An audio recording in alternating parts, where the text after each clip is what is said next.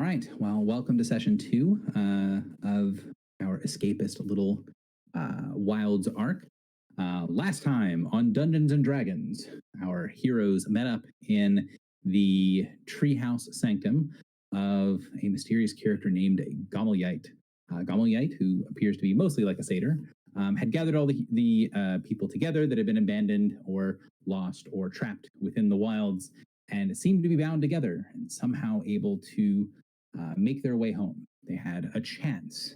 And in order to help the wayward people try to make it home, he cast a spell to consult some oracles to get some answers to questions he did not yet have.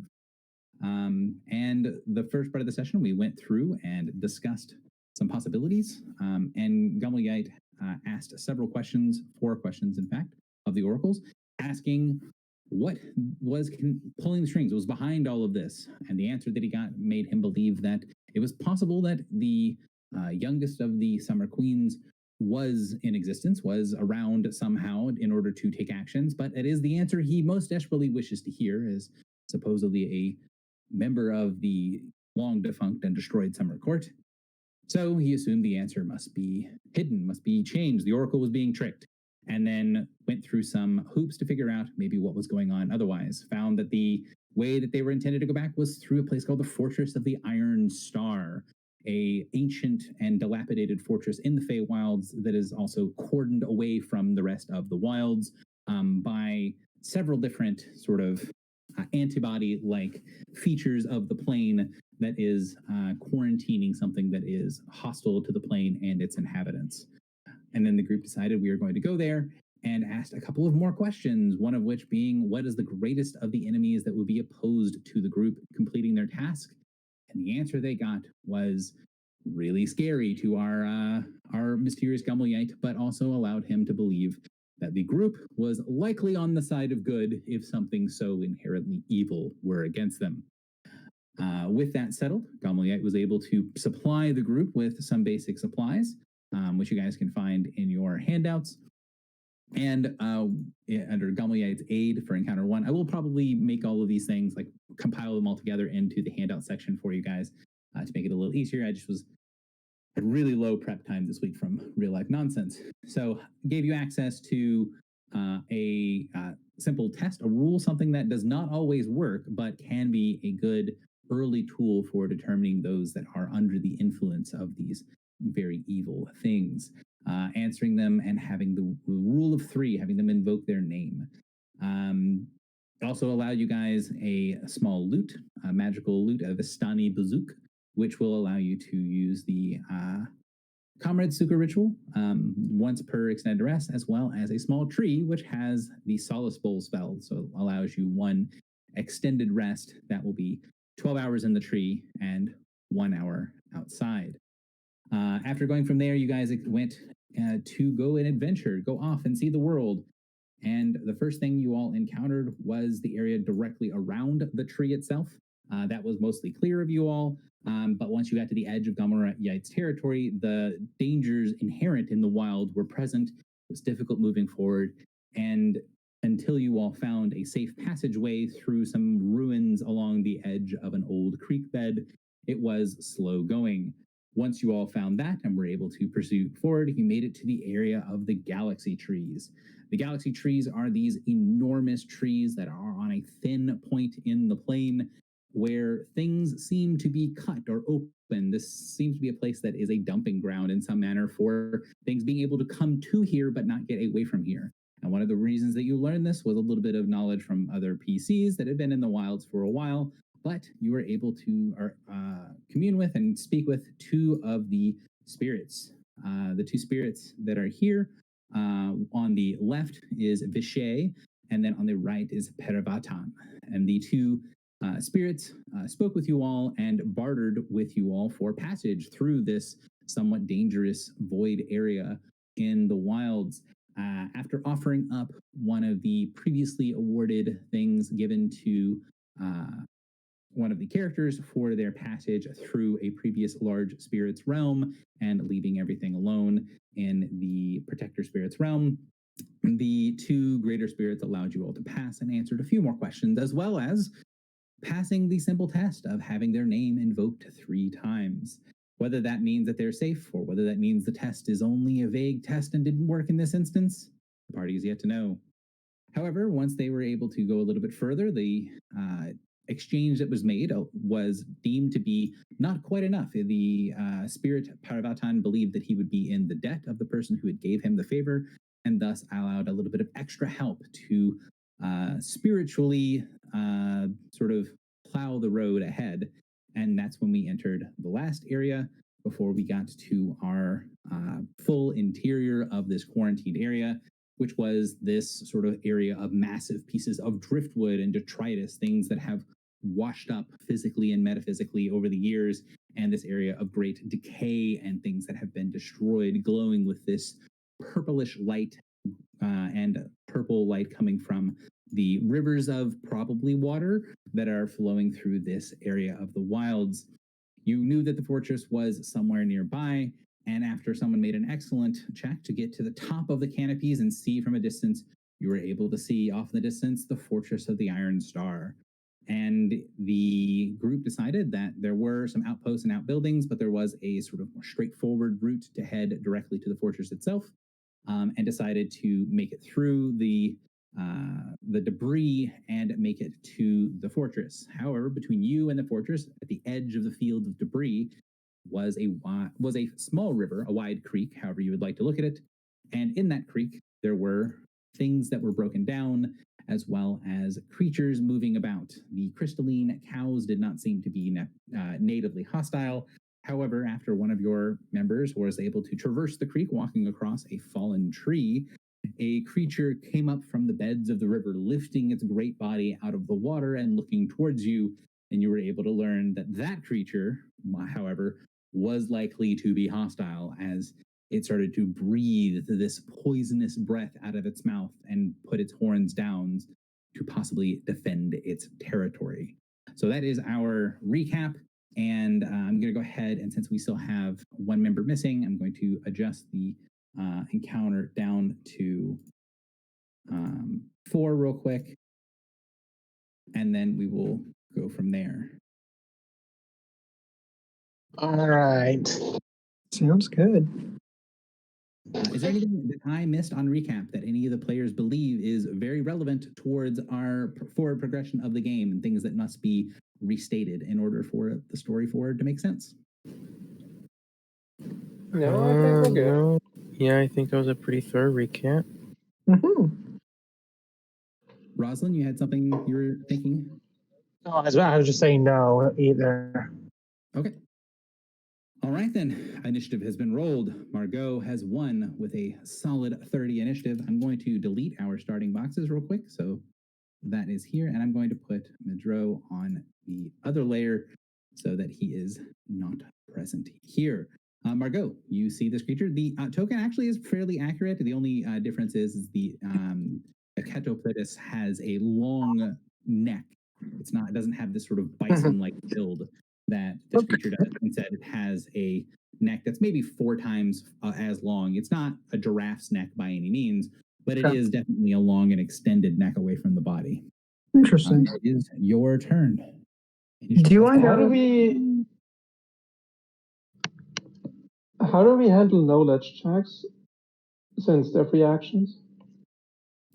You let me know what you want to roll, and since they're knowledge checks, I will roll them. I will hit the button on your sheet and see what's going on. Yeah, that's one of the I just want to roll monster knowledge. Okay. What I tend to do is, unless you guys have the ability of seeing it ahead of time, so like if you saw this creature off the distance, or if you wanted to make a check against, for example, the cows, we would do that either now or ahead of time. During combat, I would prefer to try to do it just for simplicity's sake, have it be on your turn. All right, I can. I will also say that you're in an aura, and I will Yeah, that's what I was about to ask about. Yeah.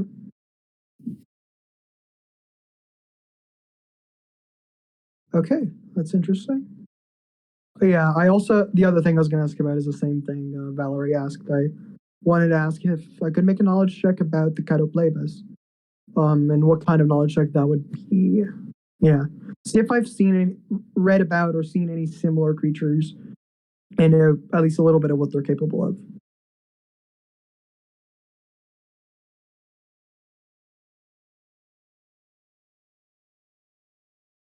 One second. And the DM is going to hit the button. Oh, right. I'm talking to myself. Not super helpful. Let's see. Let us know what you're doing. So what you can tell is this creature is not something that you're super familiar with. However, you are familiar enough to know that it is a creature that is sometimes in the Shadowfell, although it's most often on the Prime Material Plane. And one of the things that it does is has a powerful gaze attack, as well as that does some pretty hefty damage of decaying and destroying things. It is an agent of decay, as well as having a breath weapon. And you know that it is resistant to poison and necrotic damage. And unlike, or at least from what you've heard, unlikely to have any specific vulnerabilities. Interesting. Okay. All right. Also, I have to add this to my macro at some point. And it probably doesn't matter here, but I do have a +2 to knowledge checks specifically relating to necromantic or nethermantic things, TM. But I don't think that would do much here. Okay. Because it's a +2, but yeah. It would make a difference. Okay. So one of the things that you would know with your specific knowledge of nethermancy is these creatures can be taken and used by some of the stronger, I don't want to say stronger, more influential nobles, because they have a power that the nobles of the Turi court find is especially entertaining. Their gaze that they do, their withering gaze, can be felt across planar boundaries. So if their gaze is used in an area of the Shadowfell, it can kill or injure creatures in the Prime Material Plane, which they find is very entertaining. Of course they do. Okay. In that case, sorry to go ahead. Sorry to interrupt again, but could you give the crystalline cows number so I know which initiative relates to which cow? If you hover over the initiative, they'll be outlined in yellow. Ah, okay. Yeah. You can also number them. It's fine, but yeah, in that case, I think Margot is going to call out to the others and say, since she's able to figure out, like, avert your gaze from its eyes, don't let it look at you. And don't try poisons, those aren't going to do much. And then, yeah, let me check ranges really quickly. Do I have enough to get there? Do not. Okay. So I'm going to use first action. It's going to be standard. I'm going to use, where is it? Oh, Charming Gaze. No, that's the wrong one, right? Because I have 2 powers with gaze in the name. No, it's Dark Beckoning. I'm dumb. This is the one I want. Okay, I think I have Cunning Stalker. Let me double check. I do. +2 to this to attack. Don't believe I have any other bonuses. Check. Sorry, I'm still getting used to the new characters. So. It's the first combat. I expect there to be some awkwardness. Yeah. Yep. I'm not sure. I'm gonna Assassin Shroud it. Why not? So, because that's a free action, so I place my Assassin Shroud on it. I can do it twice per encounter. Okay. Technically, because of Okay, sorry, go ahead. Yeah, you've mentioned that the way you do it is you get 2 shrouds, right?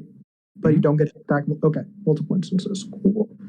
I'm gonna invoke it immediately. So no, I'm not. I'm just gonna use the attack. I'm not gonna invoke them yet. Cool. So this is the attack. 32. Will is definitely going to connect for 18 psychic damage. You can pull the creature. It is big enough that it will just destroy that little barrier.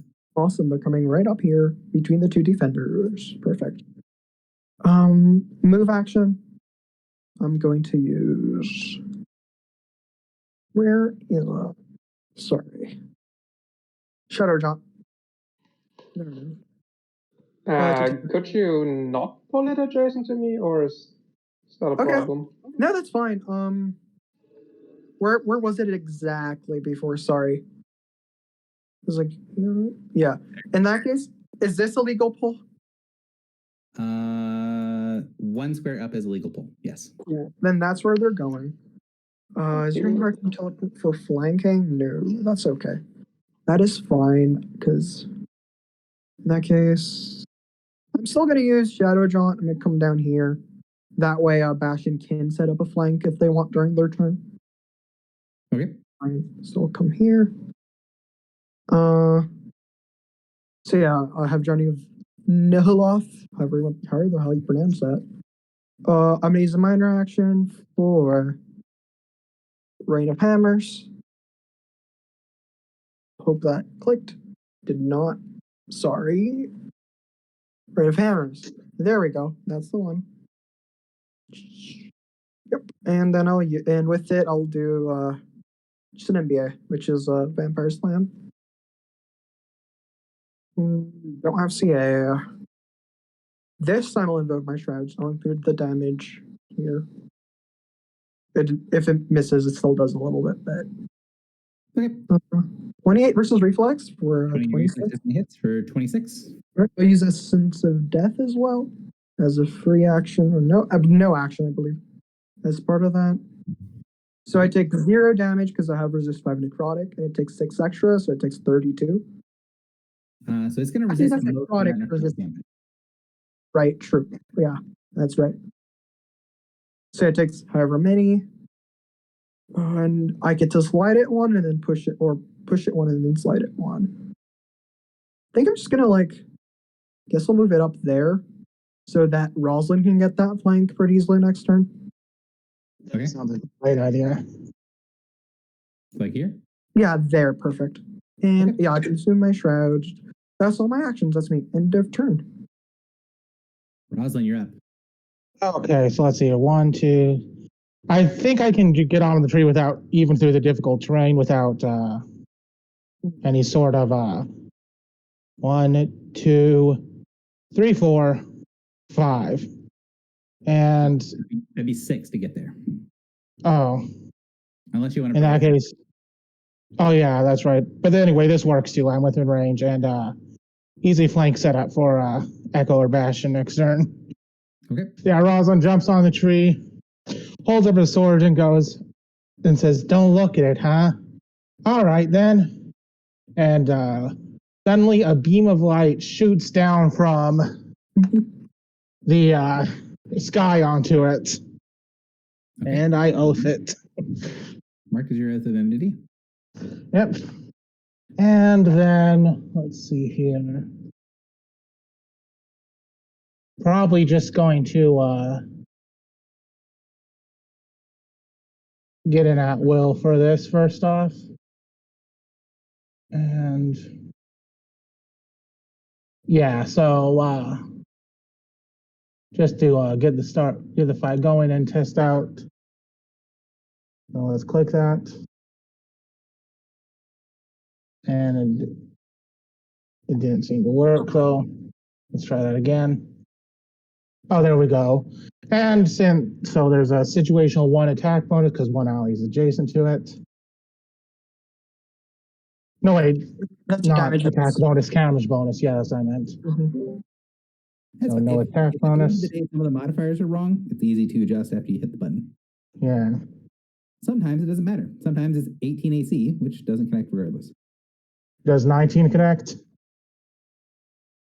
19 also does not connect, although I feel like there's something broken with that macro, because the first one has your attack bonus as 3, and the second one has your attack bonus as 4, and I'm very certain your attack bonus with the sword is not 4.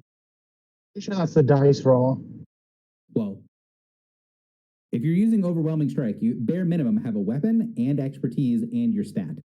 Yeah, I have a plus 15 attack bonus, which is right there in the macro.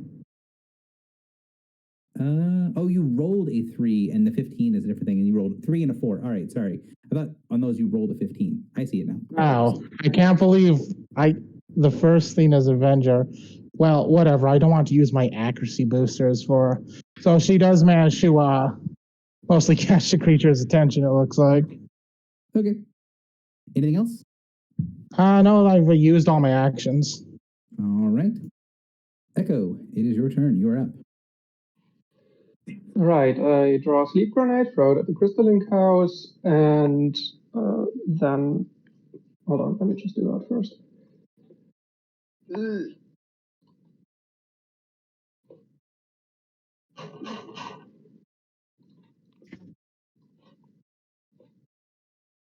Sorry.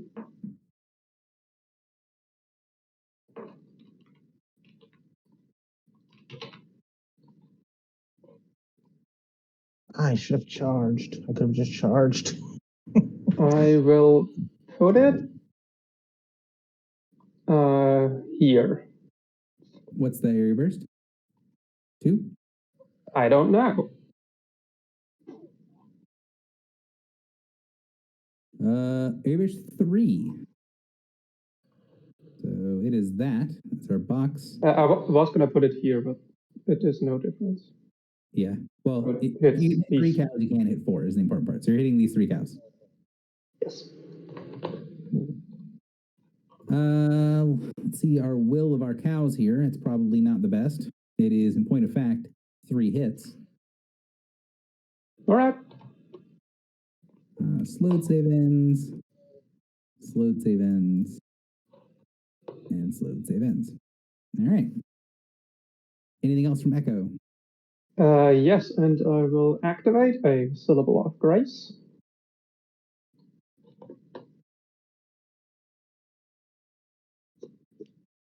And that is my turn.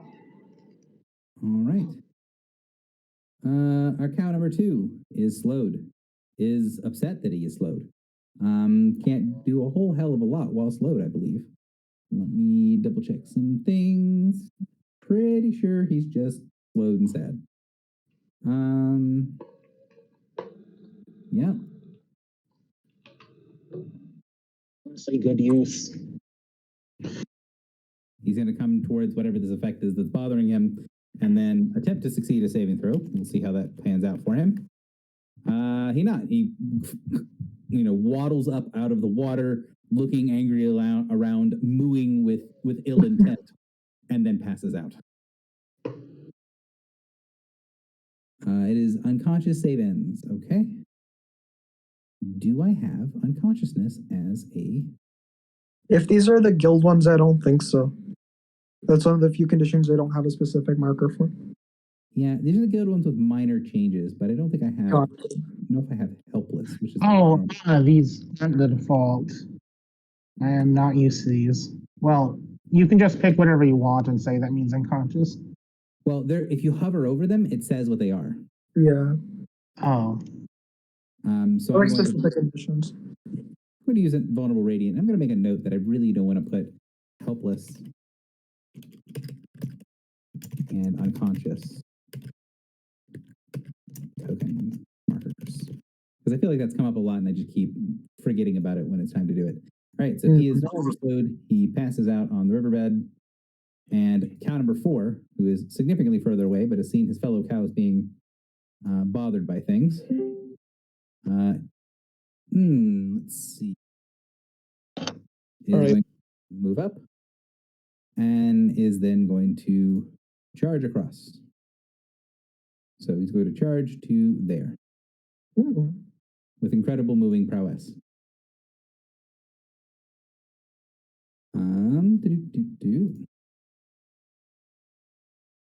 So he is going to furiously charge. I'm going to use the lightning rush interrupt. Okay. Ooh. So these are 1, 2, 3 squares. So 5 probably. I can do that. It'd be 4, yes. Right. 1, 2, 3. And so, in the spirit of having chains of interrupt things, as you go to charge away at the cow, the Catopleus the Wither is going to attack you first. So this is against you. He is at a -2 to hit from that other power. 21 against your will. hold on, let me check my defenses. He glances your way. It is an opportunity action. It is not an opportunity attack, if that is relevant. Looking at the syllable of grace, it is relevant. Yeah, it's an AC bonus regardless, but still. I have a will of 23. So it does not connect. Carry on with your lightning rush. Yes. And that means I can no longer use persistent harrier during this encounter.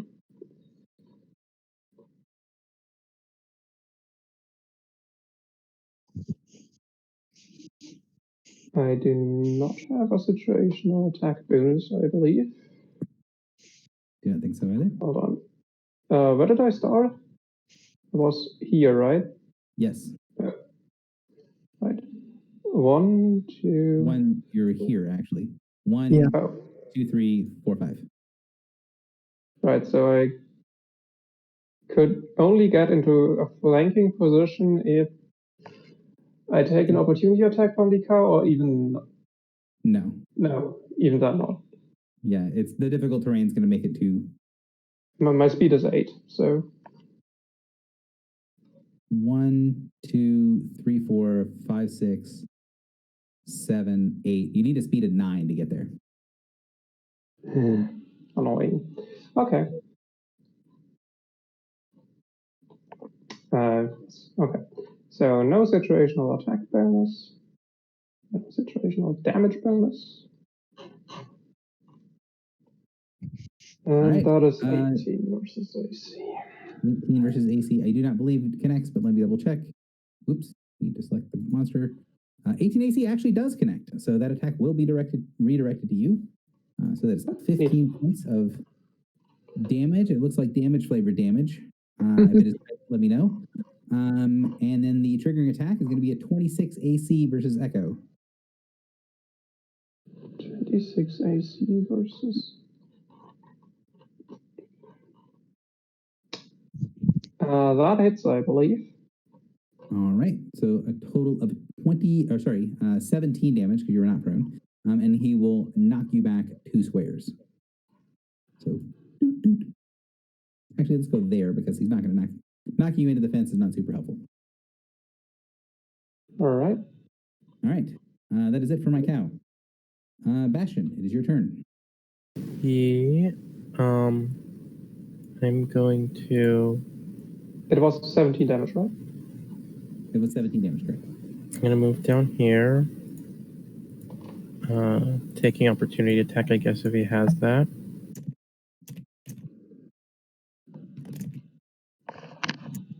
One second. Sorry. So you're moving down there. You're taking an OA if needed. Yeah. Were you adjacent? So you needed to take an OA to get there? I was right here. Okay. Yeah. He'll try to gore you. I mean, the question is, would moving here still allow you to flank? So that there is a line between Roslyn and that Yes. square. There. Wait, Very that's easy where. to flank feature. If I can flake from this square, then I'll just shift and go here. Okay. Right. And then I will use this with the +2 flanking bonus. No damage bonus. Hitting 19 AC. 19 AC against the Wither does not connect, unfortunately. All right. And then I'll just mark him. It's marked with purple. And Madrat, if you are here, since we've not really gone through the first round of combat, if you would like to join in, you may do so. I don't know if you're here yet. They're in the voice. I guess I should say, I know that you were here. I do not know if you are ready to play yet, because I know you just ran home. That'll be my turn. All right, the Witherer.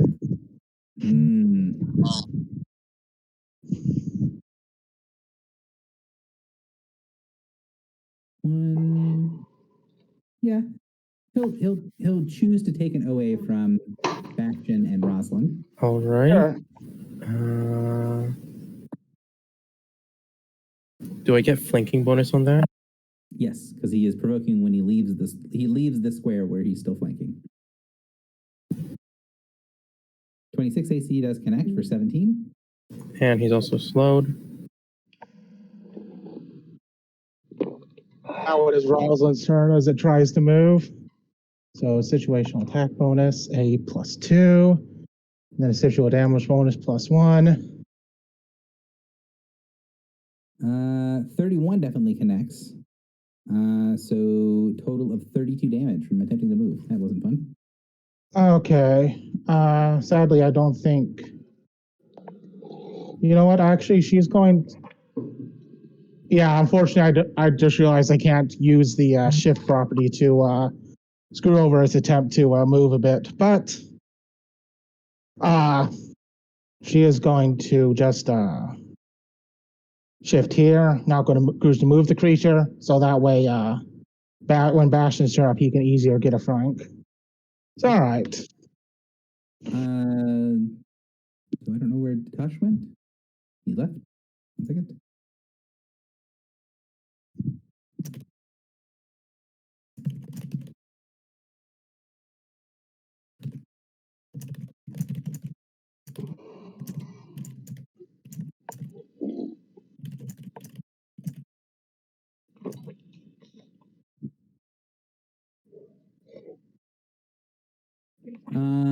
So yeah, moves forward and then he moves over there and is going to do a blast here.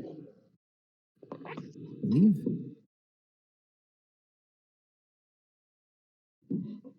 Correct. So he's blast targeting those squares, and then he is going to do.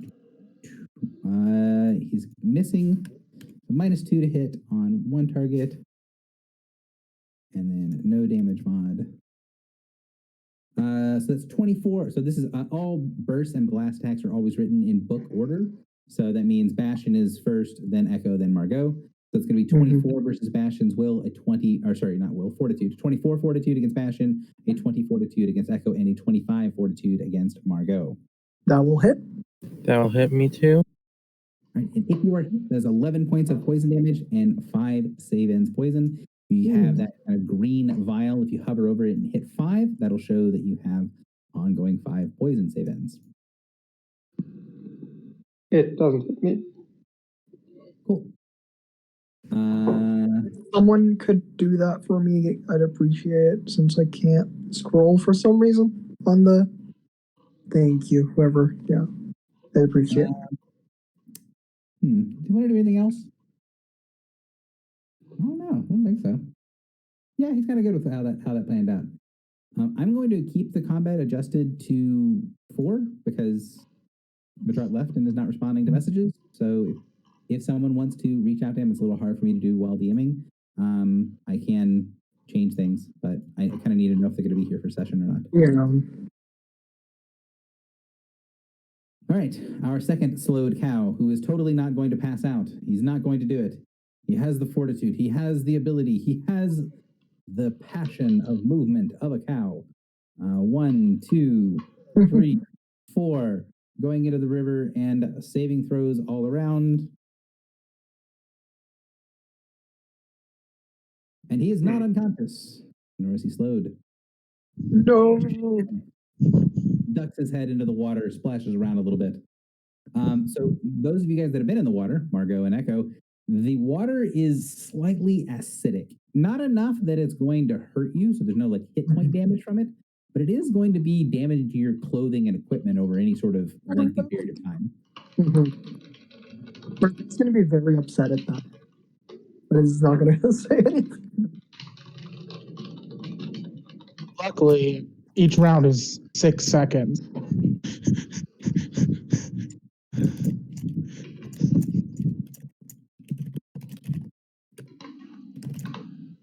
All right.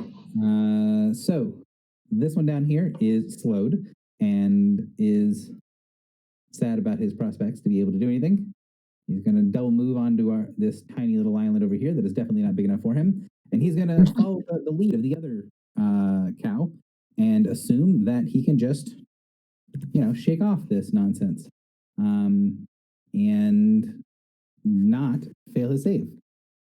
He succeeds. Ducking your head into the water and splashing around seems to be very effective. Margot, Madrat, if you are here, go ahead and roll initiative for me, and I'll put you onto the battle map. Well, let me do that in the other order.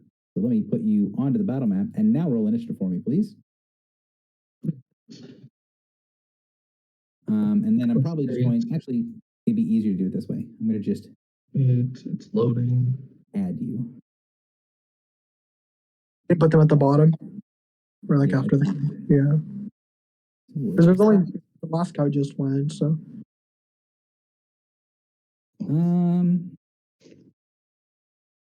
So our sleep grenade from earlier. Let's see, 1, 2, 3, 4. The fourth attack. So our count number 5 would have been in the sleep grenade, and it would have been hit by the sleep grenade. So the sedative agent is going to be affecting it as well. 1, 2, 3, 4. He's not in the water. He didn't get the memo. He was not in existence for a little while, and that's really rough. So he is going to still succeed his saving throw. He's not an unconscious cow. Detour, since you're a bard, do you have anything that triggers on a failed save? On a failed what?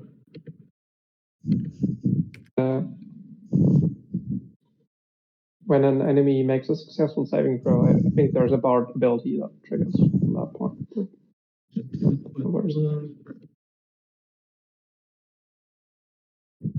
Some bard powers do, yeah. No, not here. I didn't take it yet, or I skipped it. All right, well, it is your turn, sir. Okay.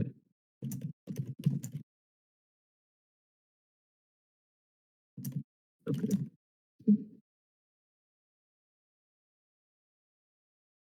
How? What's difficult terrain? I mean, is there anything that? In the trees. Okay, so I would. Let's see, 1, 2, 3, 4, 5. Okay, in that case, I'm just gonna stay in place and try a staggering note. Who's good at I have a very good MBA. Okay. I think Rosalind has a good one too, but yeah, I'm not sure. Power of skilled overwhelming strike. It's good. Yeah, mine does a lot of damage. Rosalind's is very accurate. Let me just make that. Okay, let me just make that roll first. That's my standard action. Staggering note. What are you hitting the staggering note? Is it the will? No, what's the creature? Oh, the Shadow Will plus. Okay. Will so it would need to be Rosalind that's doing the attack. Yeah. It depends on if you can push it far enough to get to Margaret. No, he can't get to Margot there's no push way that he can get to Margot. He'd have to slide. Fair enough.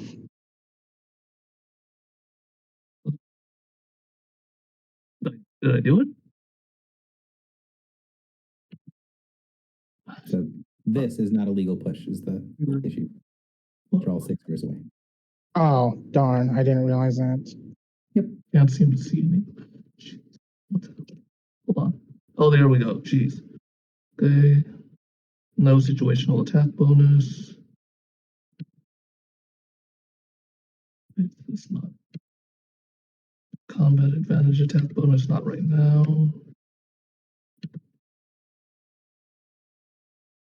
And damage. Okay. 12. Well, that's a 1. Yep. Anything else from Madrat? Okay. Oh, so that misses? Yeah. I mean, natural 1. Okay. Yeah. I was just want to make sure. Not right now. That's it. Margot, you are up. First of all, welcome to your turn. Take 5 points of damage. Yep. We're reminding. Do you want me to remove the cow in front of you out of the opportunity attack area? Because then you would need to delay your turn. That would be. I actually like it where it's at because I have a way to avoid OAs from it and hit both of them if he stays there. But I appreciate Thank you for letting me know. One back there is unconscious, so you get a crit against it. That one's unconscious? Number 2. No. Number 2. Okay. Oh. This one here. If I go there, I'm only going to be able to hit that one. If I go here, I get to hit both. Again, I have Lodestone Lure, so I can reposition a car. If you can get the one down there, so it's within 1 of this one, that would be really good. Where to exactly? One If square. that one is within 1 square, if that one is within 1 square of this one, these two, well, actually these two. If these two are within 1 square of each other, that one down there and this one, that would work for me. So cow 4 and cow number 2. Yeah. So yeah, I have numbers 2 and 4. Yeah. So long as they're within 1 square of each other, I can hit both. All right. Let me check. So yeah, I'll delay till after you if you want to do that. All right. So the short answer is you're delaying until after Echo. Yeah. Excellent. Cool. Rosalind, you're up. All right, then. So, all right.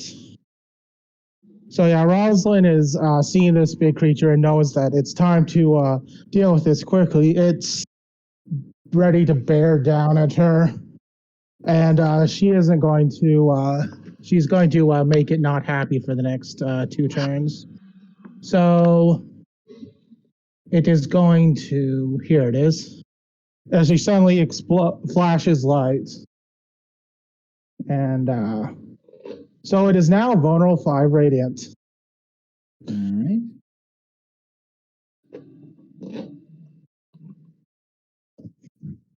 right. What next? And then, let's see here. Margot squints. Okay. And let's see which. Okay, yeah. Next, she's going to overwhelming strike using her Sunblades property to make the damage radiant. All right. Which, let's see here. Vulnerable 5 radiant, plus 5 because of her Sun Blessing. So that's a plus 10 to damage total. Okay. That'll definitely connect for 29 points of damage. Then she is going to downgrade her move to a minor. Okay. And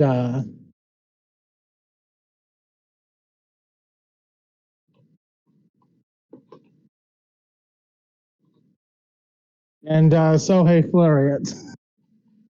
Definitely connect for another 23 points of damage, and it is bloodied.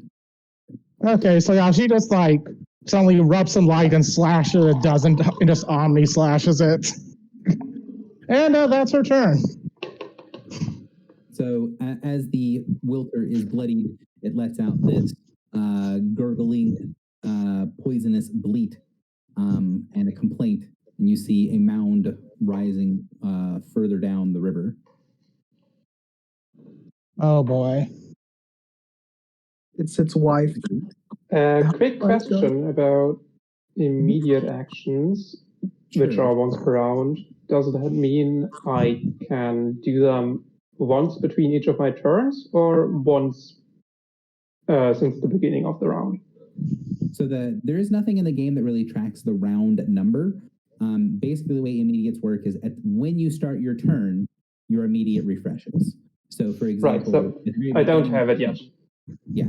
So for example, the very beginning of combat, if you went and you did an immediate, like at the very beginning, and then you took your turn, you could then take one immediately after your turn as well. So kind of in effect means that there's an extra immediate near the beginning for most times. All right, so it is way down here. It is going to move up, lumber up in your direction. The DM is going to, of course, select the right layer and not look like an idiot trying to move tokens. Never screw up layer. And he's not too incredibly, I mean, the other one is injured, but he's going to come over here and nuzzle the cow next to him, confused why it's laying down. And then just Echo, you're up. Wait, there's 2 of them? There Oh, are. there is. Oh no. All right, I'm up. I am going to move to. So here's what I want to do. I want to move here, and I'm going to take an opportunity attack. Then I will lodestone lure this cow from here to there. Is that okay, Margot?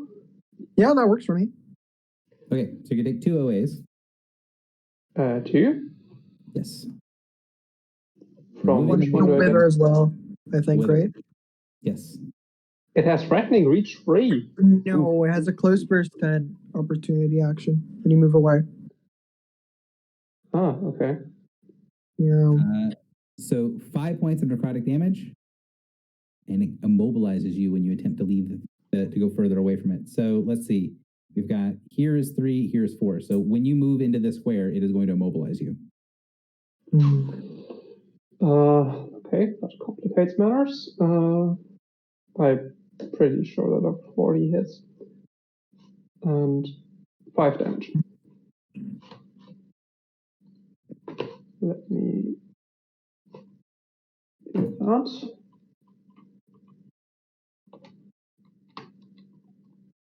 Did I know it could do that? Yeah, had you done it before? It missed you last. Yeah. I'm not asking because I would have done something different. I'm just wondering if I fucked up. All right. So that complicates matters, but I can still want to. Oh wait, I am going to move. Oh, it is a reaction, right? So I'm immobilized on this square. Correct. You're there. All right, that's good. And I cannot take any immediates because it's my turn. I cannot pull this one. It is 1 square too far away. Right. So we will have to readjust the plan. Margot. Okay, I cannot do the thing. that's fine. I have a backup plan, so it should be okay. Not as strong, but should still do some good. Do you want me to do anything specific or just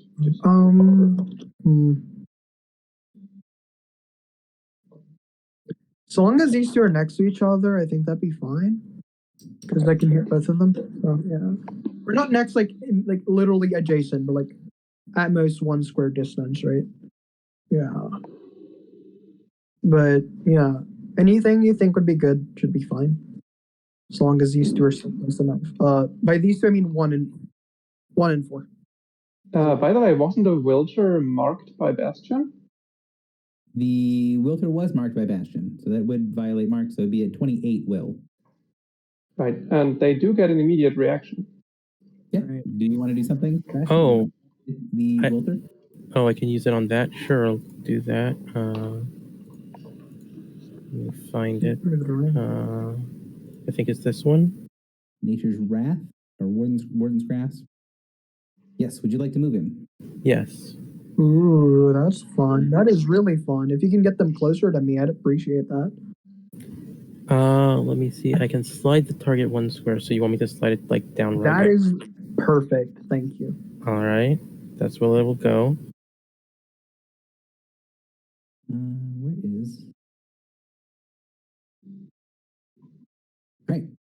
Yeah. So Echo, if Echo could like either get the Wither closer or the cow below me closer to the Wither, that would be good too. But yeah,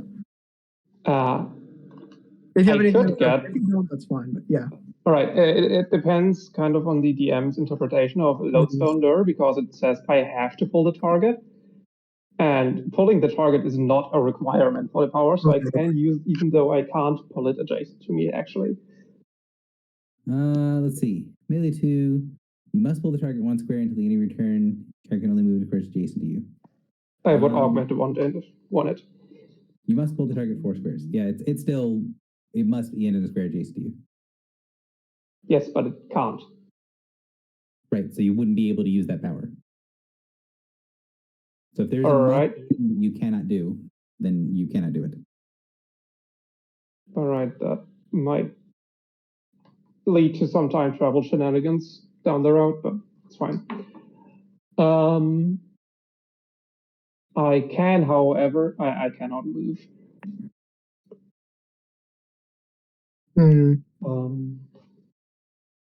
Sorry, this is. I had a plan and it is now foiled. I need to reconsider.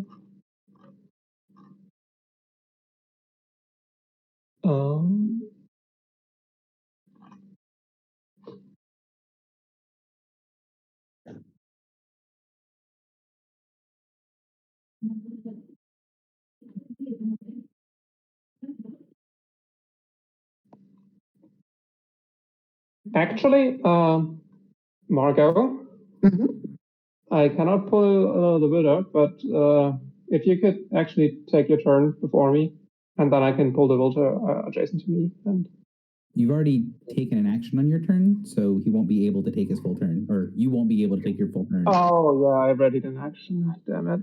I mean, if you want to hit count number 4. Wait. No matter where you move, because I know you can hit count number 4 for sure with Lodestone. I don't mind if you move them away because those two are still close enough, and that's fine. So like I think it'd be better if you so you don't just pass and do nothing. You feel free to do whatever you want with number 4. I will use Lodestone Lure against count number 4. I should have been moving closer. How far does Lodestone move? I could have. I think this coming turn I would have been able to use Victim of the Feywild. That if you need to move closer to a target, I mean. What? Victim of the Feywild. I can teleport. I don't think that's necessarily useful right now, so because we're like at the bottom of initiative. Okay. Let's take our turn so we can get to even not optimal. Yeah. I will use Lodestone Lure. Okay. Unaugmented. I do not have a penalty or anything. Nope, not one that I know of. Oh, right. I always crit on these. 12 damage. I think you were talking to yourself. I cannot see anything. I critted! Damn it! Yes, I was talking to myself. Can you somehow see that? No, I can't see talk to me. It's sort of the whole. Okay, do you believe me? It was a crit, or do I have to roll again?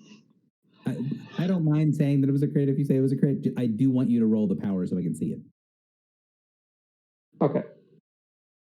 Yeah, more for the abilities, I suppose. I think it just pulls one. So let's just use the critical damage from the thing that I can see. So 4 points, or 14 points of damage, and pulled there. You only move squares adjacent to you. Okay. Yes. And then I still have a minor action, and I'm going to draw my pistol.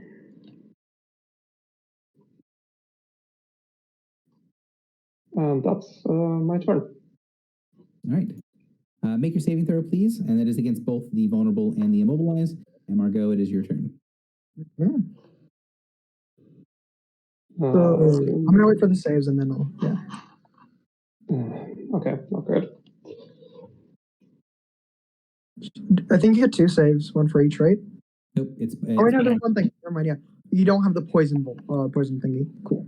Okay. Right. Minor action. What is that? Gosh, that's charming, guys. I'm gonna use this on the cow beneath me.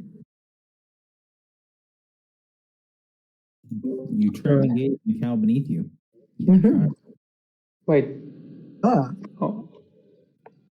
So it won't provoke. Nobody provokes from it. Can't take any opportunity attacks. If it has other opportunity actions, it can still take them. No immediates either. And then I'm gonna take a move action to move here. Probably like here and then there, so I don't provoke. But yep. So here, here, here. There we go. And then with my standard. So Yeah. one thing you're going to notice real quick. Mhm. Yep. So are you intentionally provoking? Is that your actual movement you just did? Was that? No. That is Okay. So you're doing Move like this? that exactly. So you will notice that the other Catoplibus was looking in your direction. And you Okay. see that sort of turn of its head as it does the final glance, like it's going to hit you for moving away from it. Mhm. And then it stops, and you see the two of them kind of lock eyes. You're fairly Mhm. certain that this power doesn't work if you're close to one of the others. It might be Alright. territorial, Okay. Interesting. i.e., if you're in the aura of one, the other one's ability will not trigger. Okay. That's good to know. That is very good to know. I think she would like call that out so the others know too, but like if you stay close to one, the other can't hurt you as much, right? Then I'm gonna use, I believe it's called, let me check the name because I always forget what it's exactly called. Feral Assault. It allows me to spend a healing surge for some extra benefits. I have to declare that before rolling. So I'm going to spend that. So I go to 0 surges. I'm also going to, before I use it, I will place a shroud on the Catoplibus above me, or 2 shrouds, and I'm going to be invoking those on this attack. And because I already invoked the 2 previous ones, on one of the attacks I made. Okay, so you're at 2. Yeah, so I'm at 0 now. Yeah, 2, and then it will go to 0 because I'm invoking them now. But so yeah, the way the power works I'm about to use is there's 2 different benefits I can get for spending a surge. One is like extra dice of damage, and the other is targeting 2 people. I'm going to use the targeting 2 people one. Okay. It's gonna, the way I made the macro, it's gonna show the both thingy things, but just ignore the line that says extra damage or whatever. So I have Just a rule, if you guys have macros that have weird stuff in it, it's easier for you to hit the macro and then explain it to me than it is to. Yeah, that's fine. Because I'll forget while I'm reading, I'm dumb. The memory of a goldfish. Okay, so I have CA against both from Cunning Stalker, that's added in. I have +1 to damage against the upper one, the Catoplibus itself, because it's bloodied, and I have key focus expertise. So that's all added in. I forgot to add in but it's okay, probably missed it anyways. The top one. So 18 versus reflex on the Catoplibus and 25 versus reflex on the cow friend. So it is a hit on both. Hit on both? Okay, I'm gonna roll the 2d6 extra damage for the Catoplibus. So that will be 8 more, so that's a total of 39. And I believe that will be, do I want to, you know what, I'm gonna use an action point. Why not? So let me, can I draw that? Can I pull it out? Does that work for my phone? Probably not, but I'll try. Don't worry about it. Yeah, whatever. Yeah. So use action point to use what's it fucking called? My MBA against the one up top. The Catoplibus itself. MBA. Okay. So FCA and +1 to damage.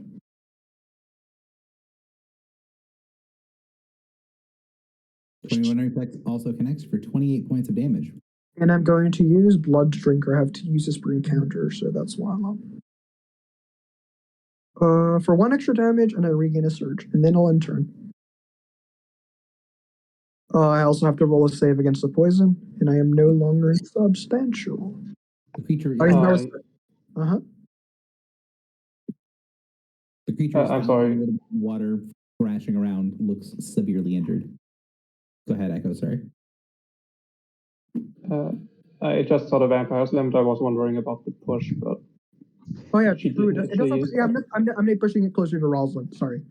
Oh wait, right. Don't push it because I want to move into flank with it next turn. Keep it there then. Keep it there. Cool. Right. So let me moo.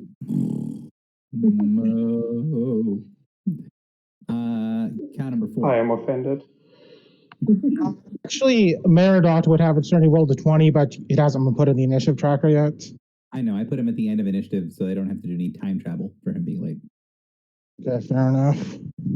And I also put the things that were adjusted for him being in the encounter. I killed their initiative as well. I failed to Okay. save, which means I get something triggers. Okay. I'll click on it, but like it doesn't really matter right now. So you can keep going. I'll just click on it so you can see. But it only mattered. He can't do other things. He's just going to smack you. 30 AC is probably going to connect on Echo. Yes? No? Maybe? Probably? Wait, I'm sorry, what happened? I blacked out there. The cow next to you smashed you into the ground. Oh, 30 versus AC. I believe that hits, yes. It was a standard action, not a opportunity attack. Correct. It's just him goring you because you're the only thing in range, and he can't get away. It's very unfortunate for the cow. Yes. Bastion, it's your turn. Give me a second, I might do a reaction. Okay.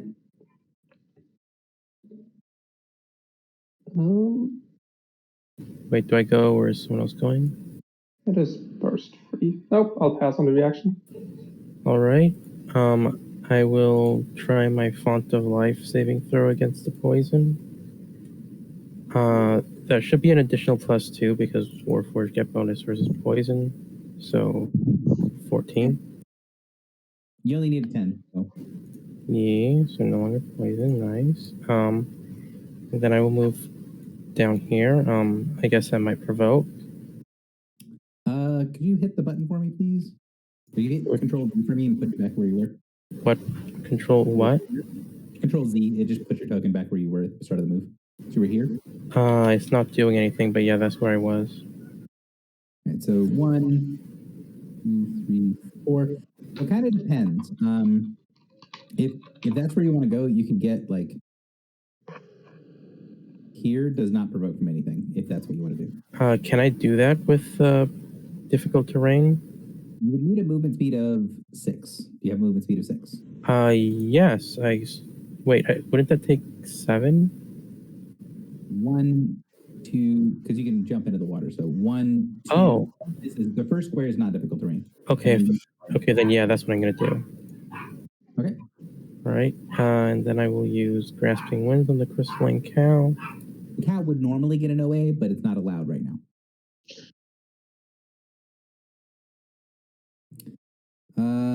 Is that on cow number 4? Yep, the one adjacent to me. Okay. That is definitely a hit. Yeah. And then I believe I can pull both the Catabolus and the Crystalline Cow, which I would like to do. I'm fine with this. I can just charge for the flank. Something like that. Yeah, and then I'm going to nice. I'm going to action point. There, and I will use. I think this is the right one. Stone Panoply. That is 3 solid hits for 10 damage apiece. And you get the words that everyone wants to hear. Describe your kill. What does it look like as you take out the Catopleus Wilter? So I like to imagine that Stone Panoply is like, or I think I explained to you how it's like less stone and more like plants, like all the plants covering Bastion, just sort of like expanding up, covering his armor, making him tougher, and also like sort of striking out, like their branches just striking out and puncturing these things. And I guess that's the thing that kills the however you pronounce it. Catoblebus. It is hard to say. Catoblebus. And that's my turn. Oh wait, Echo, do you mind if I mark these guys? I don't have anything marked yet, so sure, go ahead. Yeah, then I'll mark these guys. And that'll be my turn. That puts cow number 4 in a very unpleasant situation. Cow number 4 is in an unpleasant situation regardless, I think. Well, yes, but now it takes a reaction attack no matter who it attacks. So let's see. Cow number 1. This thing right here just pulled him around and hit him. He didn't like it. He's marked by it. He's gonna smack you. 25 AC against Bastion. Looks like a miss to me. Yeah. And he's not the smartest cow that has ever existed. He's kind of fine with where it is. Number three got in the water. He washed himself off, felt like he was good to go. He is also not the smartest cow in existence, so he's not going to attempt to move charge into a flanking position, but his first is just going to charge straight forward to hit the thing that is annoying him. So this is a furious charge, and this is a gore attack.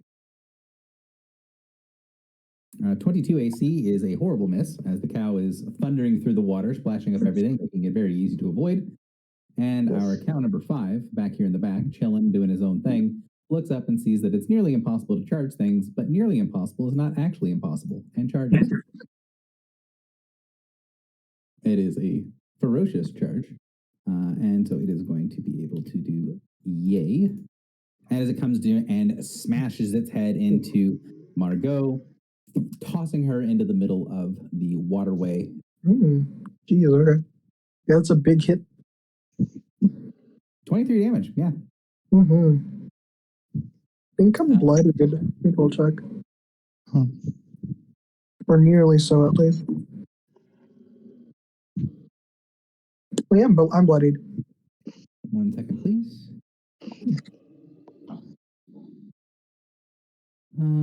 Oh, wait. Is it too late to do a reaction thing to Cal 5's action?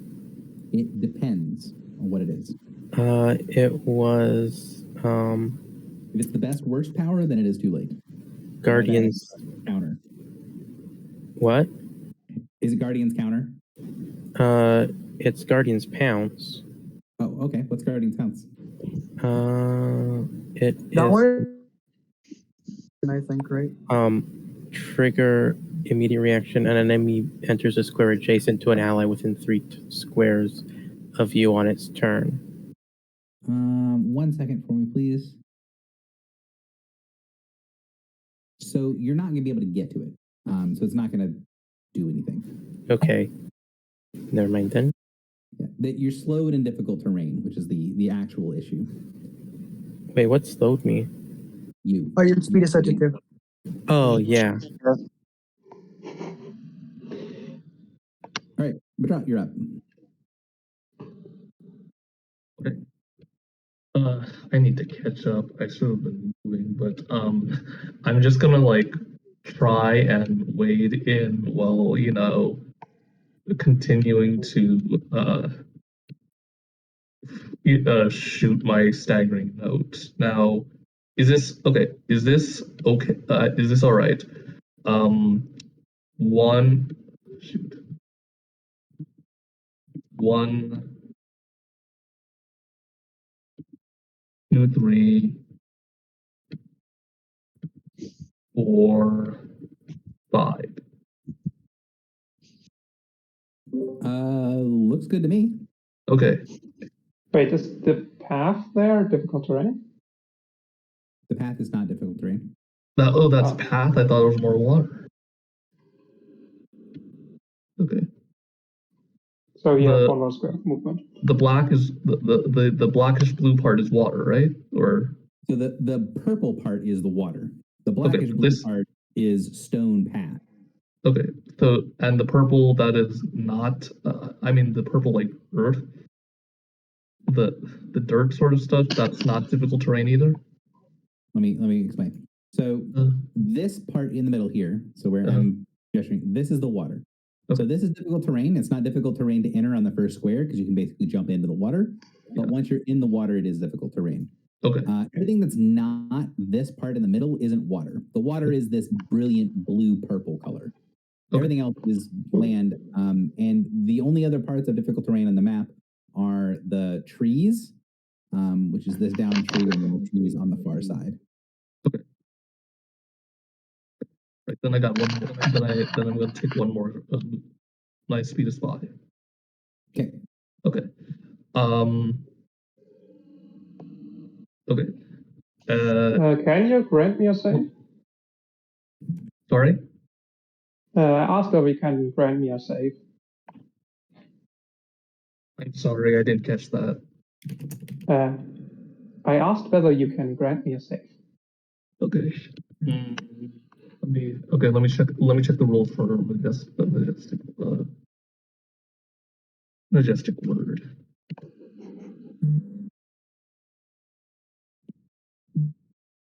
No, sorry. That's sorry. All right. Okay. Okay. Who's got a good MBA again? Me I and don't. Roslyn. I think Bastion has an okay one. Okay. Not really. Only my opportunity attack is good. Yeah. Well, you I are mean, strength based, you have aren't you? strength, but yeah. Echo okay then? Echoes is kind of garbage. Everyone else is Oh. okay or Oh, good. okay. Yes. It's just I I'm have. just trying to pick a target. Yeah, Bastion can hit with it. It won't do much. Margot and Roslyn have good MBAs, and Okay. All right then. I'm going. going to target number 1. And push a. Wait. Does a push has to be away from me? Correct. There are no legal Yes. pushes for cow 1. Okay. Then how about then? Well, let's just. I think the only don't think the only person this would help is Bastion. For the record, you don't have to push when you hit it with stagger. Okay. Okay. Yeah. Okay. Pushing the cows would actually be beneficial to them. Okay. Then. Yeah, right. Oh, actually, pushing cow number 4 would be really good because that means can't attack at all because it's immobilized. Okay, I'll give that a try. Then targeting number 4. Is he immobilized? He can only move 2 squares adjacent to me, so if the push is larger than 1. Oh, I think the push is only 1. Okay. I get to push it 2 squares. 2 squares. Then yeah, you can do it. Okay. All right. Let me make the roll. Going with not a natural 1 is our goal here. Yeah. Kidding. Okay. Nope.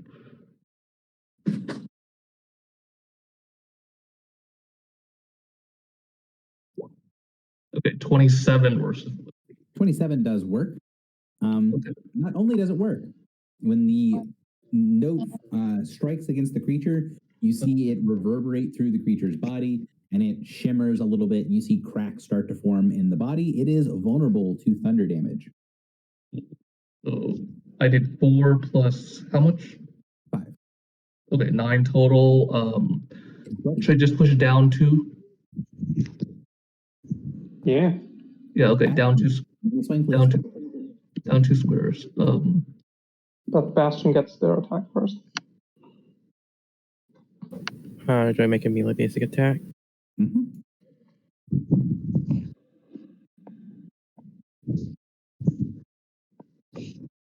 Oh, that's unfortunate. Yeah. To be fair, I only told Madrat not to roll a natural 1, so Yeah. kind of on me. Yeah, do better. All right, anything else from Madrat? Let's see. I already moved. Minor. Not right now. I don't have that many minor actions. Okay. But Oh, hang on. Margot looks like she is not bloodied. Is she actually bloodied? She is. She's a 24 out of a. Yeah, 28 is her bloodied value, so I can't add the little marker, but she is bloodied. Okay. Because 24 out of 57 sounds like that's. Oh, 57, right? Not 40. Yeah, it's okay. Yeah, 28 is her bloodied value. that was from 1 hit, wasn't it? No, she had taken 1 before and some ongoing. Oh, okay. But it was most of it was from a single hit. Yeah. Oof. Yeah. So when you were bloodied, this is a little bit of time travel because you weren't appropriately marked. It would have done that wilting shot at you. Okay. Does 22 will hit you? I believe it does. Reflex would be the only defense where that would not hit. Yep. All right, so 15 necrotic, although I believe you resist that. And yep, 10 necrotic damage. And I'm gonna use item power against that annoying weakened condition because I have flow form armor. So I get to make a save. Let me click on the macro for that. You aren't insubstantial anymore, are you? No, that ended sort of my last turn. So I get to make a save. And hopefully I'll end the weekend early, but we'll see. For the record, even if you fail, it does not progress this condition. Okay. Oh, that's good to know. Saving button. Saving throw. There we go. Not a lot of people remember, but if you are granted saving throws and the condition gets worse on failed saves, you never get worse based on those. So I don't get Is that an official rule? It is, yeah. So I don't get the weakened, but I do take the 10 points of damage because I have resist necrotic. Mm-hmm. Cool. I also use a symbol of whatever Scorn Fate, so I'm not going to be taking the 5 points of poison at the start of my turn. For those that are interested, I went ahead and posted the rules entry for how failed saving throws works. Rosalind, go ahead. Sorry. All right, Rosalind's turn. So seeing that cow, so let me see her. So she sees these cows and decides it is time to deal with them. So she, let me see here. You know what? She is going to declare her eternal vengeance against Cal 5. Okay, Cal 5. And then she slashes an X in the air of light and it slams into it. Actually, you know, before that, it's close burst. Oh, actually, I can be pretty far from it just to make things fun for me. Yeah. Okay. And yeah, she's going to see no conditionals, but okay, and it is slowed. The cow is slowed down again, only this time by blades of light wrapping, only this time by light wrapping around and keeping it tied to the ground. It just likes this plan. Anything else from Rosalind? No, she's used her move standard minor, so that's her turn. All right. The Wilter number 2. People here messing with his herd. He doesn't like this. Wait, did I skip me? Oh, no, never mind. I'm dumb. You delayed. True. Exactly. Sorry. Can he move to where he needs to be? I think the answer to this question is no. It is indeed no. The cows are big and are blocking his way. Dumb herd. So he is going to move up this way. Yep. Oh.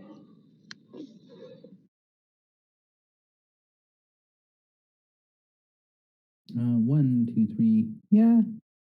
1, 2, 3. Is that 5 squares? Hang on.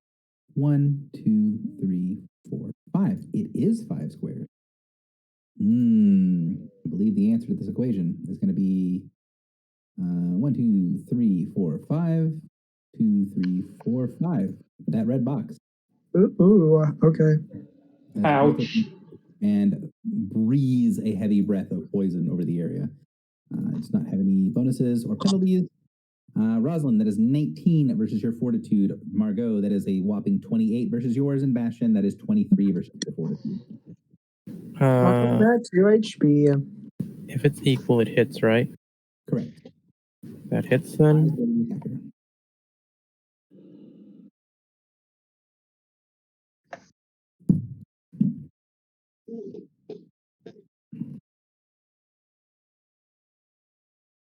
All right. Yeah. Content with how that worked out. He is going to stop there. Echo, you're up. All right. Does Superior Will work against the Immobilized? It does not. Oh, that's a shame. Martial Freedom is the one for immobilize. Yeah, I don't have that. Well,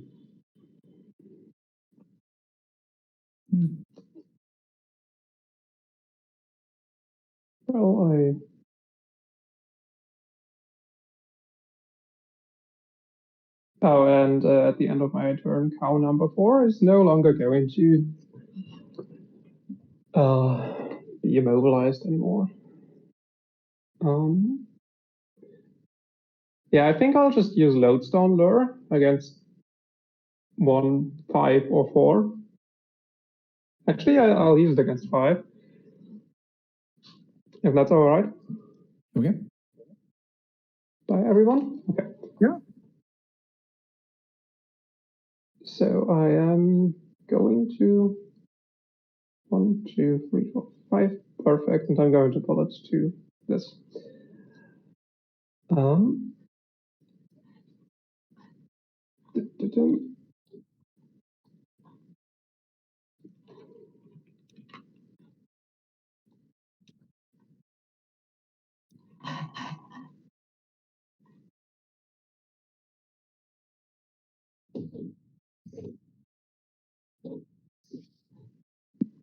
Nice. Definitely connects. Do you want it here or here?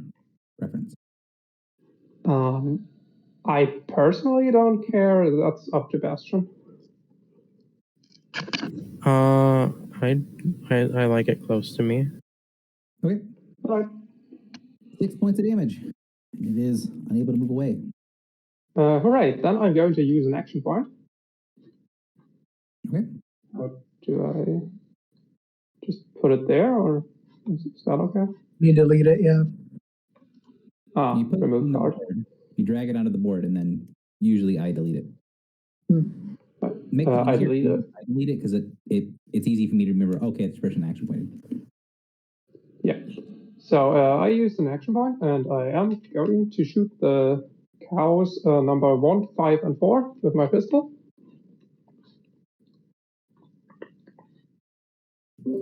Sounds good.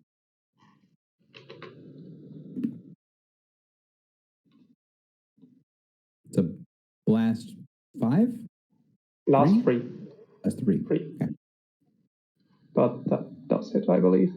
It does. I was just trying to remember. Oh, I only have 1 attack in there. I'm sorry. Yeah, just give me a couple more d20s because I can easily see it's all plus 12.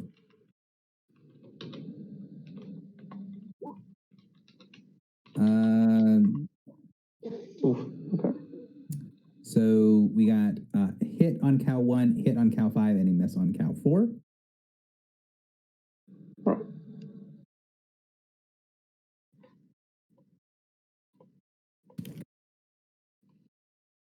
And they all take ongoing 5, looks like. Yes. That's a neat power. Especially for not will then. Yeah, it is a bit inaccurate, but it's a very good item. Yeah. And yes? Go ahead. Cow number 1 is now bloodied, if that is relevant to you. It is not especially relevant to me. I still have 2 minor actions, so I am going to use Battlemind's Demand on cow number 5 and 3. Okay. If that's okay, Bastion, or do you want to keep? No, actually, let's keep cow number. I'm actually I'll just move cow number 3, mark cow number 3, so I'll not augment it. Okay. And then I am going to use my, what's it called? Protective Trauma, so that's going to give me a +2 power bonus until the end of my next turn to all defenses. Right. Hook me up with that saving throw. Yes. And it's Margot's turn. Okay, so I have two sources of ongoing poison. One that was delayed by Symbol of Scorn Fate, and one that wasn't delayed. So I do You take can't 5 take. damage. No, you don't. You can't take the same source of ongoing damage twice. Right. My point is the new one would refresh it, right? So the answer to your question is that you can't gain the ongoing 5 condition when you already have it. So Okay, you that still doesn't get the apply. benefit of your power. Okay, that is pretty cool. Okay. So in that case, it wasn't. I get to regen 5 because I'm a vampire and I'm bloodied. First things first. I believe it's 5. Let me double check. 2 plus. No, that's damage bonus. I just get to regen 3. Yep, just 3, not 5. Let me fix that up then. Okay, there we go. So I'm at 5 Oh, HP. by the way, cow number Mhm. 4 is no longer immobilized because my turn ended. I am prone. Move action to stand up. Don't have any minors, so I'll just charge at cow number 1. I have Where are you Horn prone Helmet from? Assault. From being pushed by the cow. Huh? Because when the cow charged me, it pushed me in prone bay. The same thing that bloodied me. Yeah, It doesn't prone you. It doesn't does prone? damage if you are already prone, but it does not Oh, actually prone. that makes more sense. Okay, thank you for letting me know. In that case, I think I'll still charge. Yeah, not much I want to use my move action for right now. I hate to say it, but the Furious charge rate, whenever this creature charges and hits, it deals 5 extra damage and pushes the target 2 squares and knocks the target prone. I Yeah. believe. On the Furious charge. Okay, cool. So Okay. you charge. It doesn't change things. It's okay. So yeah, I will stand up from prone then. I'm gonna move. I'm gonna charge. I'm gonna move up like not there. No, that's also not the one. Up to here, so that I'm Okay. next to Bastion, and then a punch count number 1 with my MBA. You're going to provoke when you do that. Yes. What was that? You're going to provoke when you do that. So I'm just letting you know because. Proof from the big guy. No, yeah, because I moved away. No, you're right. I'm gonna move there and then. In that case, thank you for reminding me. Okay. Yep. That's fine then. And then I will almost. I have an extra D6 damage from Horned Helmet, plus 1 to hit from charging. Don't have that. It's bloodied, so another plus 1 to damage. There we go. Submit. 19 That is reflex Hmm? on our very agile cow. Does connect. Sorry. It does. Oh, okay. I will add. If it does not kill it though, or It does not kill it. well, He is enjoying his hit point. It's his. oh, I'm gonna add a blood drinker then because I get to use that twice per encounter. Cool. And I get a second surge. Cool. And that'll be end of my turn. I wouldn't push it if I were you, if that advice is okay. Yeah, I'm fine. Because if you push it, the I think it's dead. can charge you. It's Oh, dead, it's Jim. dead. It's dead, Jim. Yeah. Yeah, it died. I did not push it. Cool. I get to make a save against the poison and a save. No, just a poison. So let me do that. And then I'll enter. Saving throw. Did that click? It did not. Let me try again. Saving throw. Submit. Okay, I lose poison. That's good. And then yeah, that will be me. Bastion, I believe the 19 versus your armor class is going to be woefully inefficient. Yep. Did the cow number 2 actually save last round? Yes. He was unconscious. He did successfully save, so he woke up and was prone. And then this turn, he stood up and charged. Rolled a 14 on his saving throw. Same as Margot. Kind number 4 is now able to move, but is generally upset with his life. Something has thunder damage. He is very disapproving of that plan. So go after the thing that cracked his hide. Wait, how can it move through that much difficult terrain? What's The its cat doesn't speed? be particularly bothered by the terrain. Oh, darn it. Of course. Do they just move through it, or do they walk across it, or what does that look like? They just move through it and don't seem to be bothered by it. Maybe it's, Is there really- like it's their natural habitat. Okay. They have water walk or something. Swamp walk, yes. Aha, there we go. So they do not suffer difficult terrain from swampy squares. We got a Furious Charge, and then we have our Gore attack. 16 is not going to hit an AC of even a bard, I believe. And that is going to be it for our cow's turn. Bastion, it is your turn. You're up. Gonna make my saving throw against the poison. Bastion, 9. Your immediate action for the record. No. Did you want to slide cow number 4 when he missed Madrot? Yeah, sorry, I forgot that again. Yeah, Echo, do you mind if I move him closer to you? That'll be great, yeah. Yep, then I'll move him there. Right, and I failed my, Font of Life saving throw. You are slowed, by the way. Yep, I'm still slowed, and I still have the 5 damage resistance, which I think means the poison doesn't hurt me. I would assume so. Yeah, okay, so I am going to... Oh, yes. Where is it? Is this the right one? Yes, it does not affect you. I thought the well, no, that's not the power we're talking about. That is the power you could be using. That's against cow number 5 and cow number 2, I believe. Yep, the 2 adjacent to me. Critical hit on cow 5 for 27 points of damage, and a hit on the other one for 14. Nice. And since neither of these are marked, we'll go ahead and mark them. And I think I'm happy where I am, so I'm not going to move, but I will make my end of turn saving throw. And that saves. And my slow and damage resistance also goes away. And that's my turn. Oh, I marked these cows. Did you put the thing on them? The cows are marked. Do you choose to? Oh, no, that's not a mark. Never mind. Carry on. Anything else? Nope. The turn. We are done. Crystalline cow number 3 starts the turn. Nothing especially bad happens to him as of yet. He would like to gore people. Would like to charge people. There's nobody in this whole charging range thing, so he's just going to smack Echo. Oh. And miss horribly. Cow number 5. Oh, that's a shame.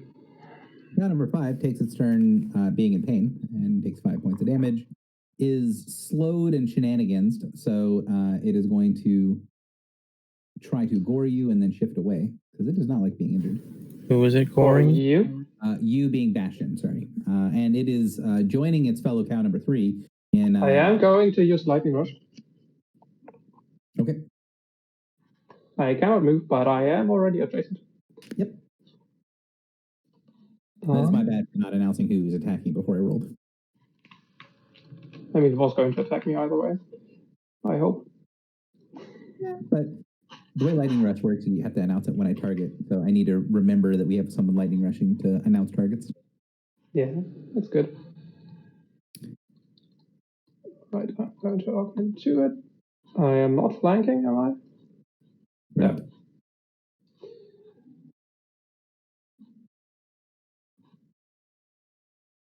Sorry, you is my turn or hello?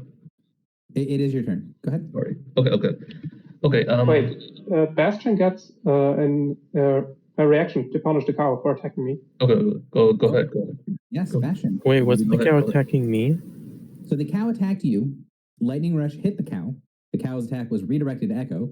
It bounced off of his armor, off of her armor pointlessly, and is now not attacking you. How dare it? It is violating Mark. Go ahead and swing at it. Wait, I just realized didn't I use my... Oh wait, no, that was... Oh, yeah. Yeah, that's back. Sorry. Use Yeah. your immediate directly before, and now it's directly after your turn. Feel free to use again. Yeah. 24 versus Fortitude is enough to remove the cow from the battlefield, as it crumbles to pieces. I love Nice. Lightning Rush with 2 defenders. Yeah, that is a pretty fun combo.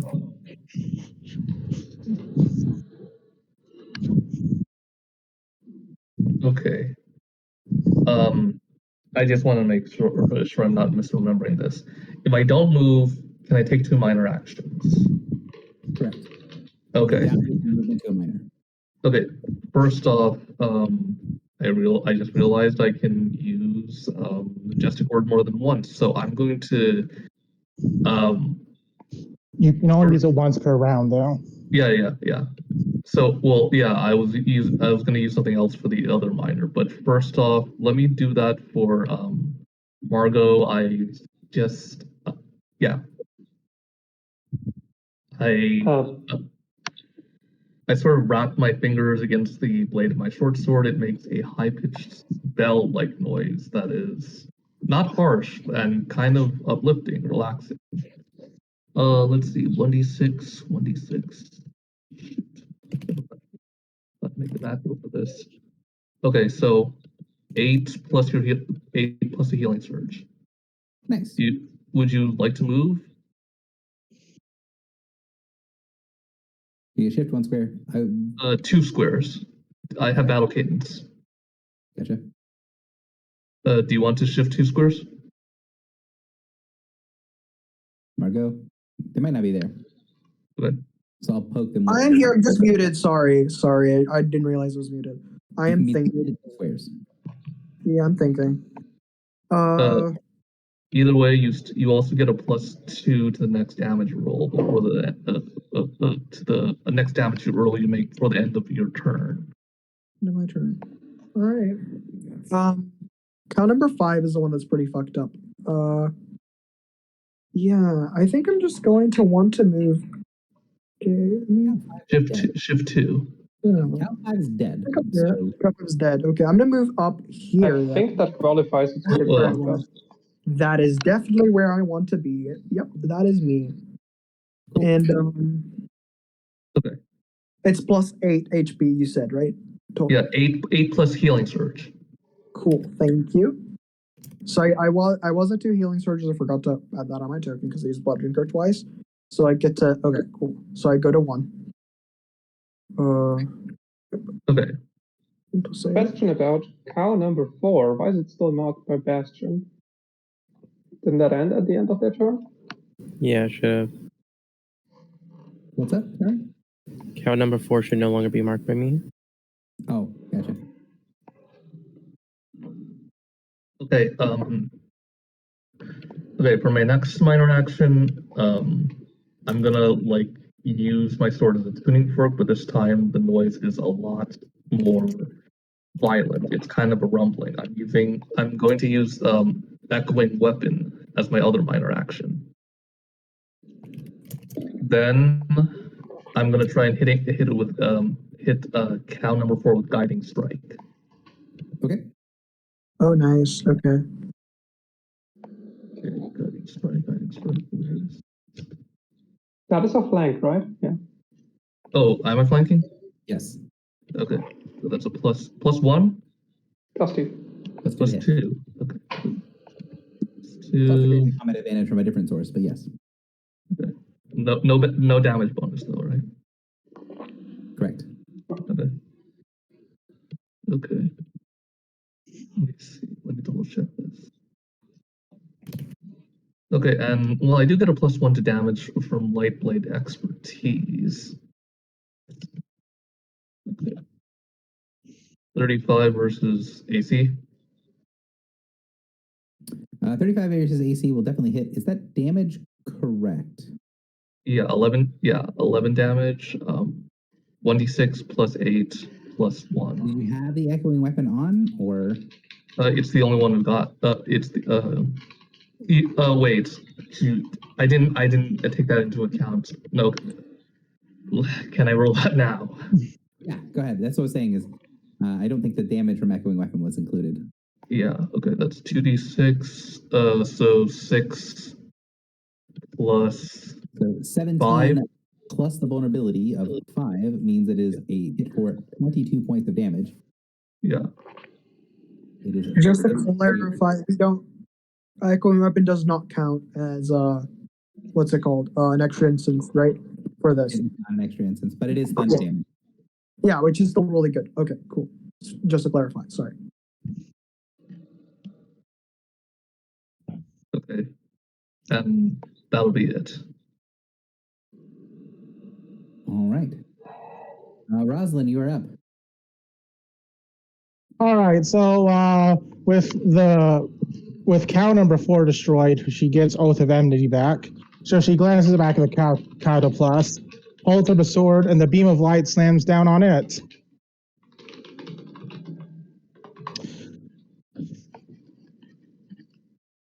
And then, you know what? It is 3 squares away from her right now. So you know what's gonna happen?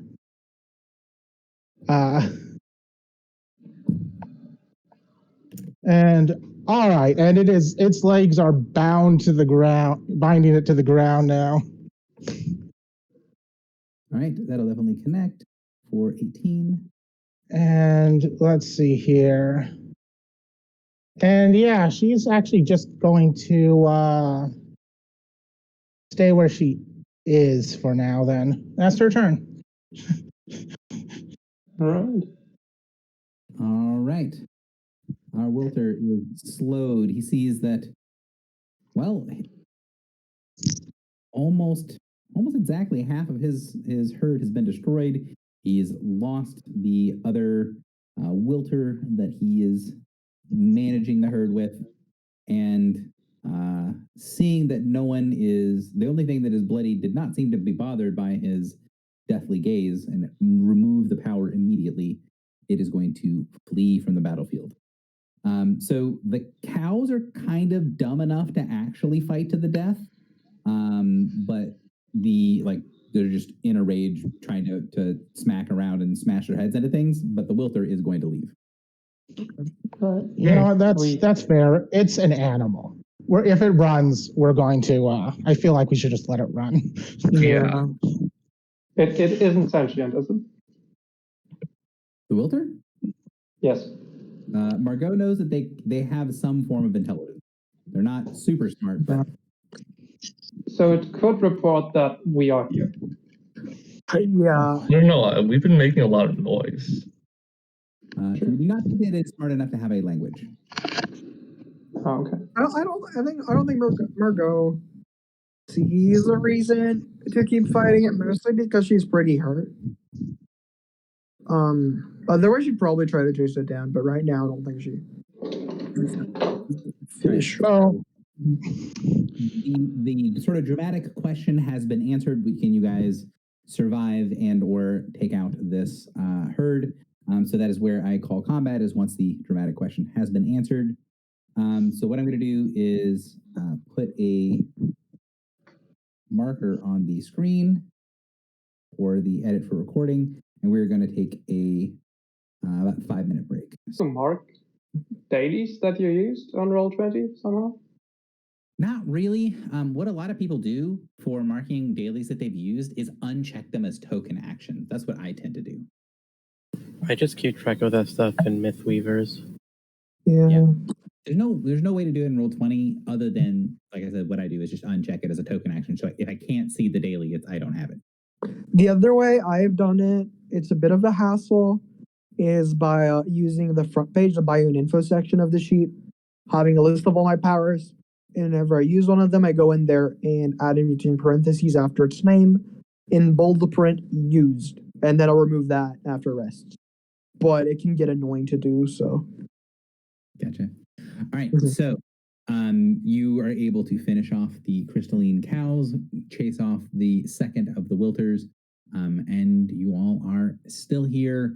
You see the imposing fortress in the distance.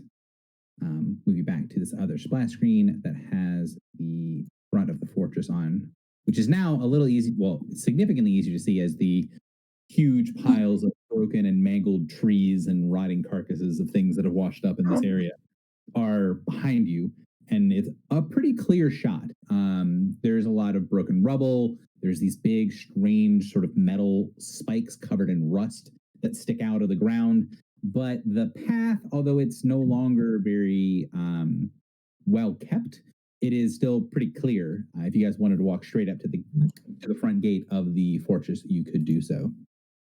What's the group's plan going forward?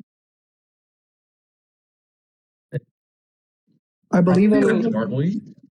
Wow, it's bigger than it looked from the distance, actually. That's I how thought we most were- things work. She kind of glances at him, as in, I thought we were closer to it. Are the little drones still around that are flying around? Mm-hmm. They did not notice. really good question. Yeah, there are little mechanical like automatons that are moving around that have been thus far completely ignoring you. Haven't really paid attention to you at all since you were here.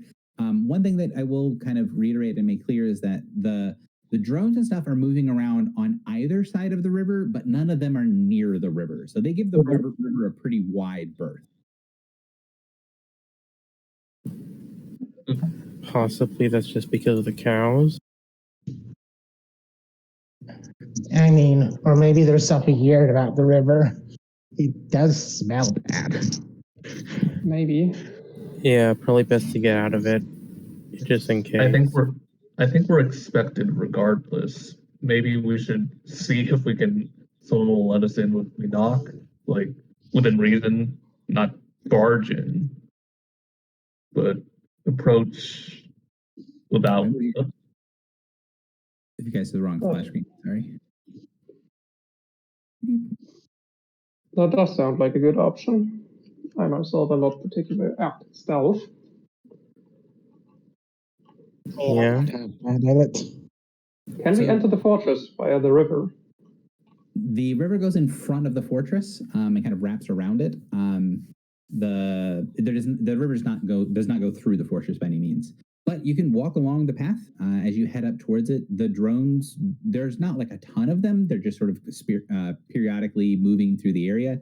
They don't seem to pay any attention to you and seem to be flying around doing their own thing. When you get up closer to the front of it, you see this massive, imposing gate that is closed currently.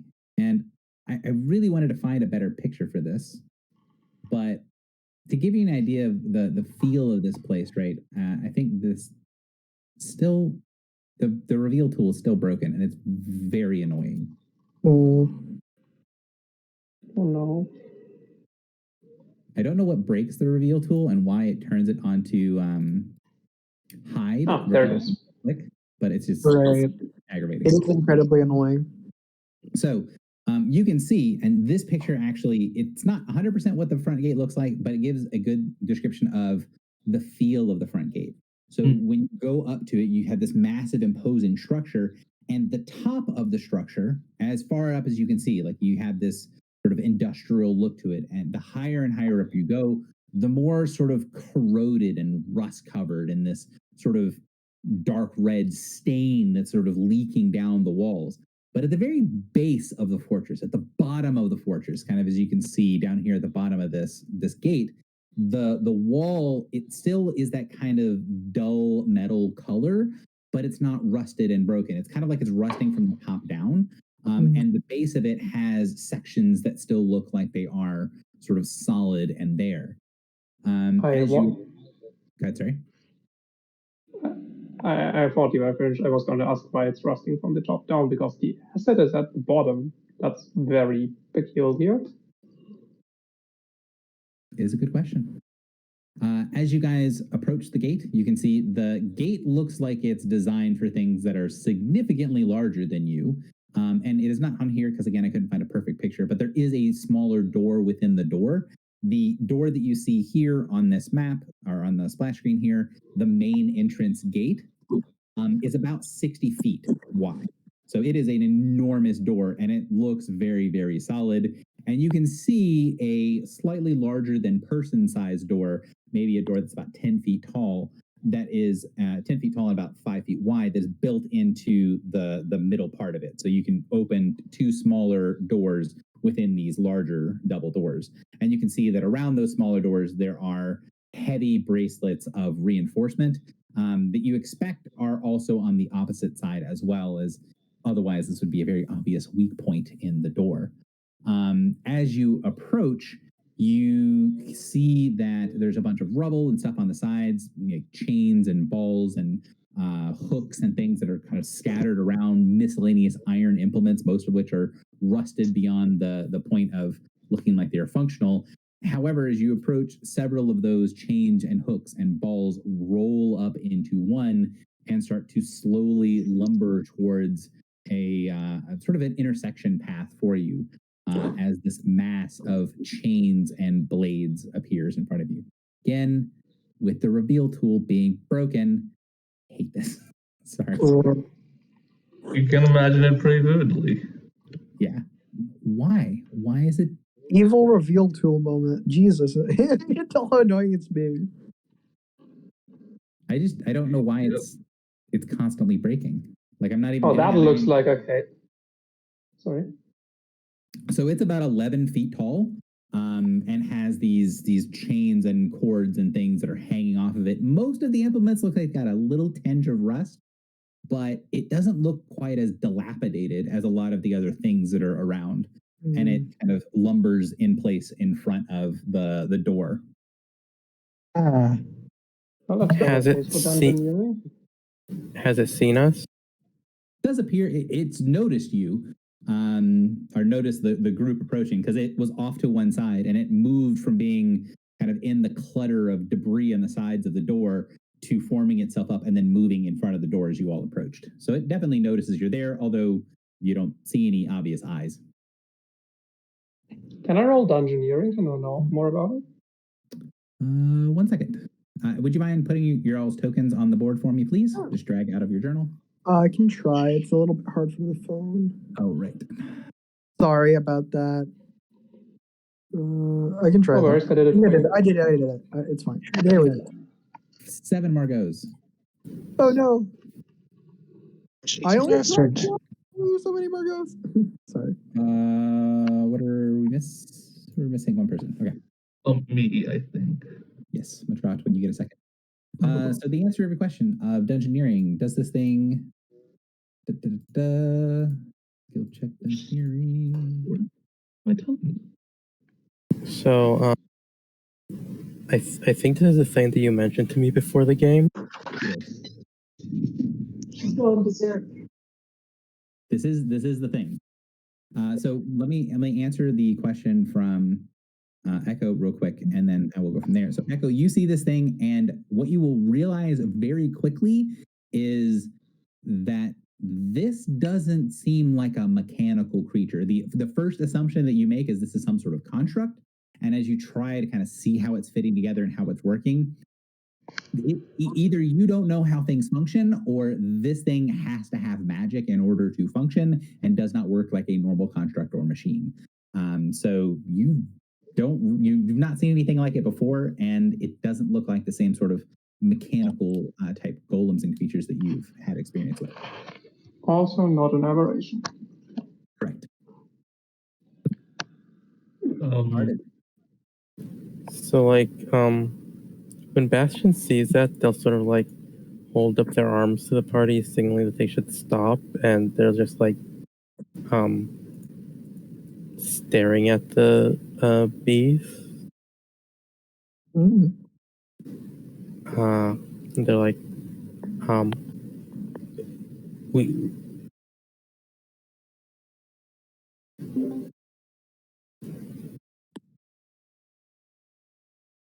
Go ahead. What do you want to say, Arden? Wait, 1 second. Yeah, they're just like, we should be cautious when dealing with this thing. And they're just like staring at it. Okay. What is it? It's a chain golem. I saw them slaughtering ghouls back in the siege of what's the city's called? Ostoma. I would not want to face it in battle, especially not with this few people. Do I know what that city is? So you know what Ostoma is. Okay. Ostoma was the last of the quote-unquote great cities. And so the vampire Okay. calendar, not the one that's currently used, but the one that was before it, started with the beginning of the old calendar started with the fall of Ostoma, the last of the great cities. You were not alive back then, but because the vampire calendar has the previous age so clearly marked, you would be able to know. So Madra, I did roll for you as well. I did not have anything beyond that. One last thing that I would kind of add for Margot is, is it the one you mentioned or before? What's up? To Sorry? me? Is it the one of the ones you mentioned to me before that she would have heard of, or is it a different one? Because I don't remember the names exactly of the ones we talked about. I'm sorry, I misunderstood. My brain's not working for what you're No, asking. that's okay.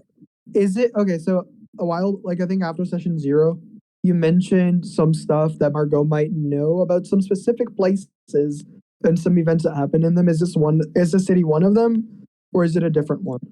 So it's not. So this is a Okay. general knowledge thing that any of the societies that are very old would have this as something they do. So Vampire Society, for example, is the only one of you all that each of the individual members tends to live for a really long time. They would be aware of what the previous calendar system used, especially since most people end up using some version of the vampire calendar anyway at some point. Yeah. But the vampire calendar is obviously very, very much used in the courts. The other thing that I would say that you would notice is, or you would connect the dots with, right, is if memory serves, you and Arden have talked about what court he was part of, correct? Right. Yeah.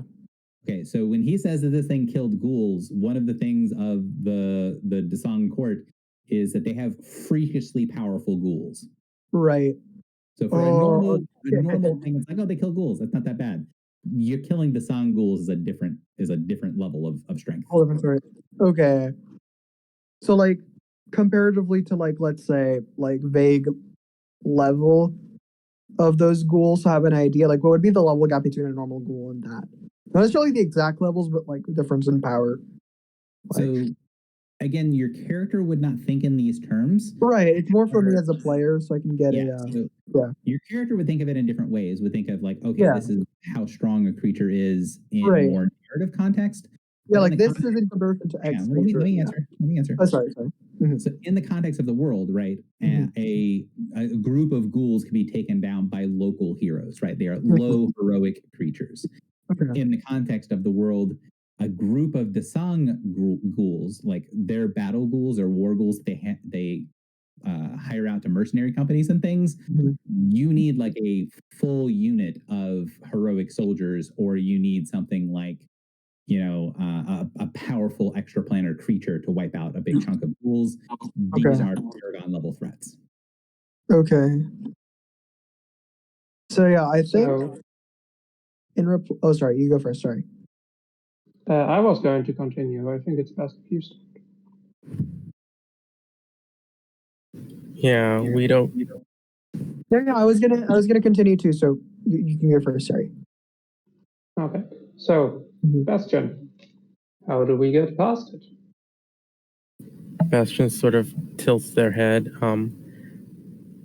I would prefer to avoid it completely. Theoretically, we don't know what its mission, what it was assigned to do.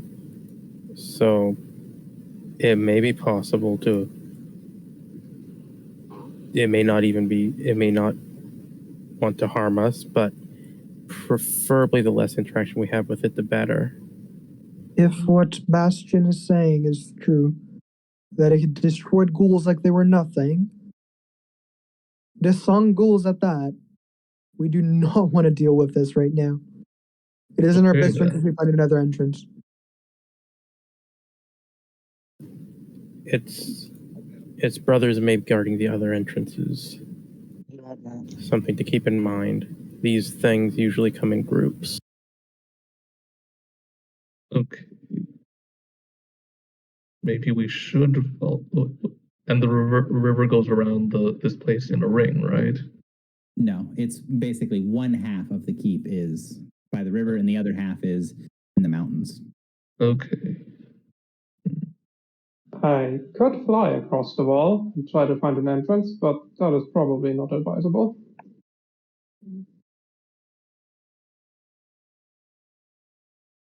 We had seen the outposts and towers on the outer rim. Maybe one of those has an entrance that leads in. Oh, But I imagine those would be even more heavily guarded. well, this seems to be the main gate. I would assume the main gate is guarded best.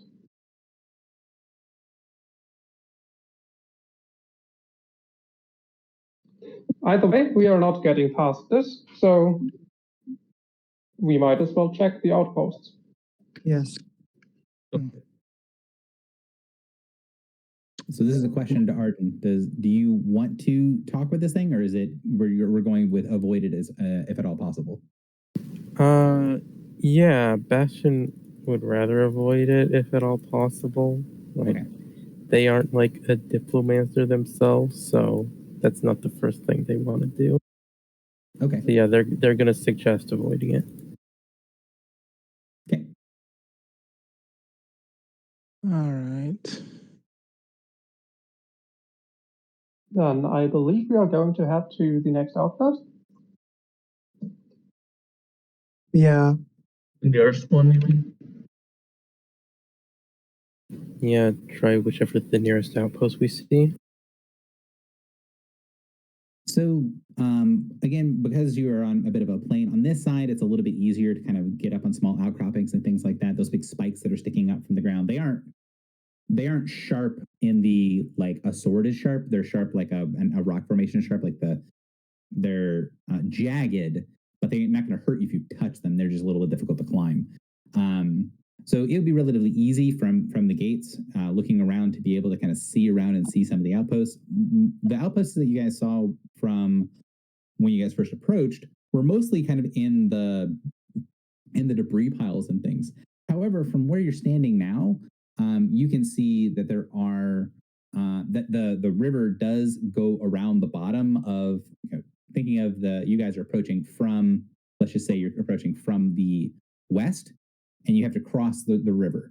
If you follow the river south, it does get pretty close to one part of the fortress, and you can see that there is a section of the fortress that sticks out a little bit, and there's a little outpost area that it does look kind of partially connected to the main fortress, but there's sections of it that are underground and things like that. So that might be an outpost that you could get to, or you could go to one of the ones that's further away. So the way that you guys can see it right now, just so I can give you a general idea, is that you can either try to climb up the side of the fortress and try to get to it that way. The front door where the chain golem is, that is an option that has been kind of tossed out from Bastion's knowledge of this creature. You can also go to the outpost that is really close to the river that you can see to the south, or you can go to one of the outposts that's a little further away. That's back in the debris field that you guys came from initially. I'd say the nearer outpost is probably the best. Yeah. Yeah, I that makes want to sense. say lining in is also a distant option because that still might survive the chain. Yeah, the climbing would probably be the second best option. I agree. Okay. Yeah, but let's check the closest outpost for now. Oh yeah, check that first, and if it's heavily defended, we can come back and climb. Yeah. Okay. So if anyone has a problem with that, please interrupt me. So you guys go to move away from the front gates. As you do, you see the chain golem shift slightly where it is. And when it kind of rustles and then goes off to the side to resettle, you see a rippling of puddles of weapons and armor and chains and things that are around the base of the wall. You're reasonably certain that there were several more of those nearby, that it sort of did something to communicate the all clear to, and then it goes and collapses in a heap off to one side of the path. Yeah. Probably not a bad idea to move away. Yeah. So as you guys go back, you can see following along the near side, so you're kind of on the eastern bank of the river heading south, you do see that it curls around, and there is a bit of waterway that has some pieces that are kind of broken into it. The ground gets a little bit more. I don't want to say squishy because that's not the right word. My brain's not working for. It gives a lot more as you move through. So it's less tough. It's less rocky here, and it's very padded. It's almost like you're stepping on these kind of blocks of fungus that are growing everywhere. And the further south you get, the more this sort of rather than having grass, it's just this one big mat of fungus becomes apparent, right? And it's this pad that you're stepping on and walking through. In the distance, as you guys are following along south, you can see there's some sort of metallic structure that's built into the side of a hill that is the outpost that you could see from a decent way off. And there's a big kind of cave-like looking opening, an archway, and sticking out of the archway, there are more of these sort of metallic pieces and chunks that are sunk into the ground. And there is some sort of device that is about 60 feet across that is, no, it's more like 100 feet across, that is about half in the water in a little kind of pool off of the main stream. So think of a little area where there's like eddies and stuff just off the main current. And it's about half in the water, about half off the water, and it is pretty much completely broken. Like you can see there were pieces that were connected here. Not entirely sure what this thing used to do, but there's some sort of pad, or it almost looks like maybe some kind of dock that is at the edge here at the waterway. Before we continue, a question to Bastion. Who usually employs these chain golems? They were servants of the great cities. As far as I know, before today, I wasn't aware of anyone who has been able to control them since the cities fell. But these ones do seem to be, under a command to guard the gate. So they do not act under their own volition.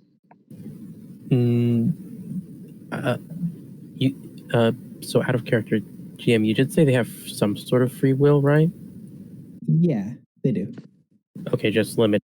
So yeah, they are servants.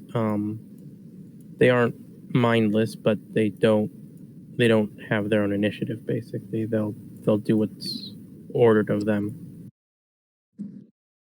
I see. So how would one get here, and why would they be here? That any of the leaders of these great cities you speak of have survived? That is beyond my knowledge. How they got here, why they're here. It's pretty obvious that its job is to guard the door. Sorry.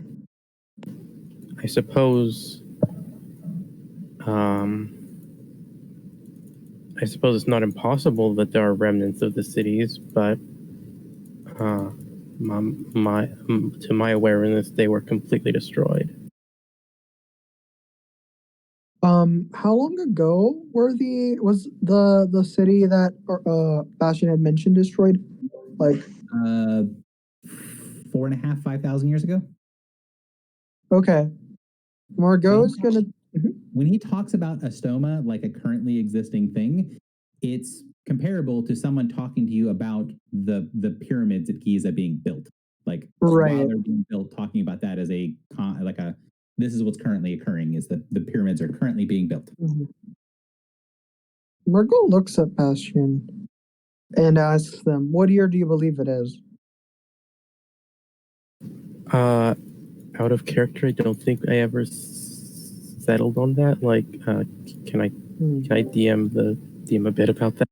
Yeah, sorry to put you on the spot, but I think we did go over it a little bit, and it's like 15 FE for you. If the answer is different, then we can change it. No, wait, I remember you said it in the perspective. Yeah, it's the year.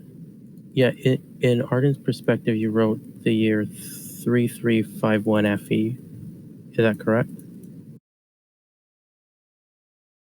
I believe, yes. Yeah. So Bastion will, basically say, the year 3351. FE is, I'm sorry. I don't think.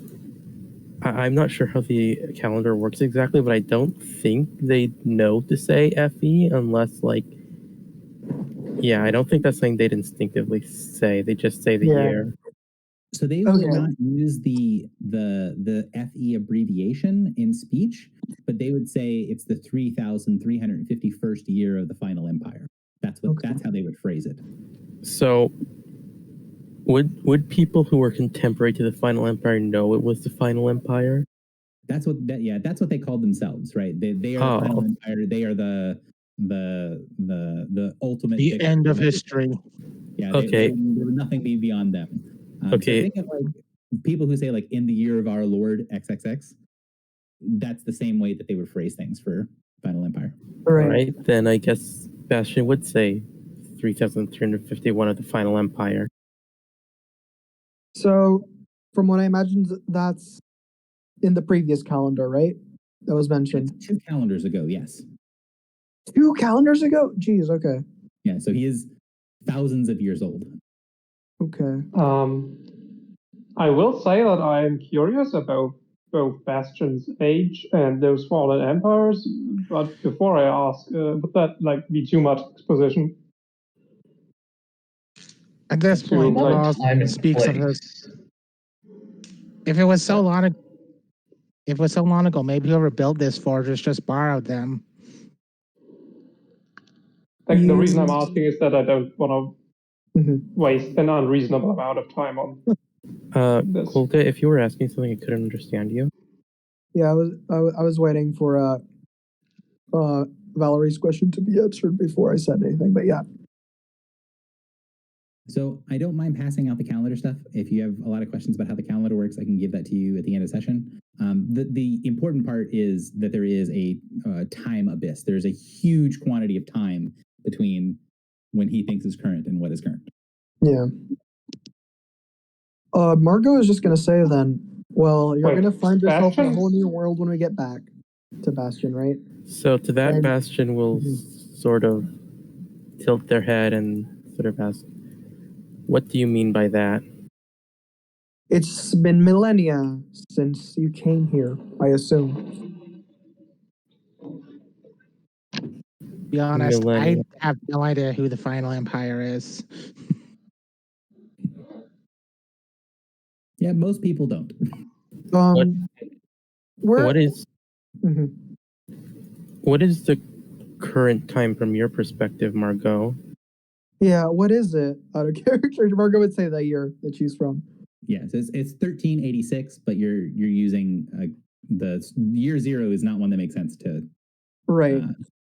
It's 1386 Council of the Council era.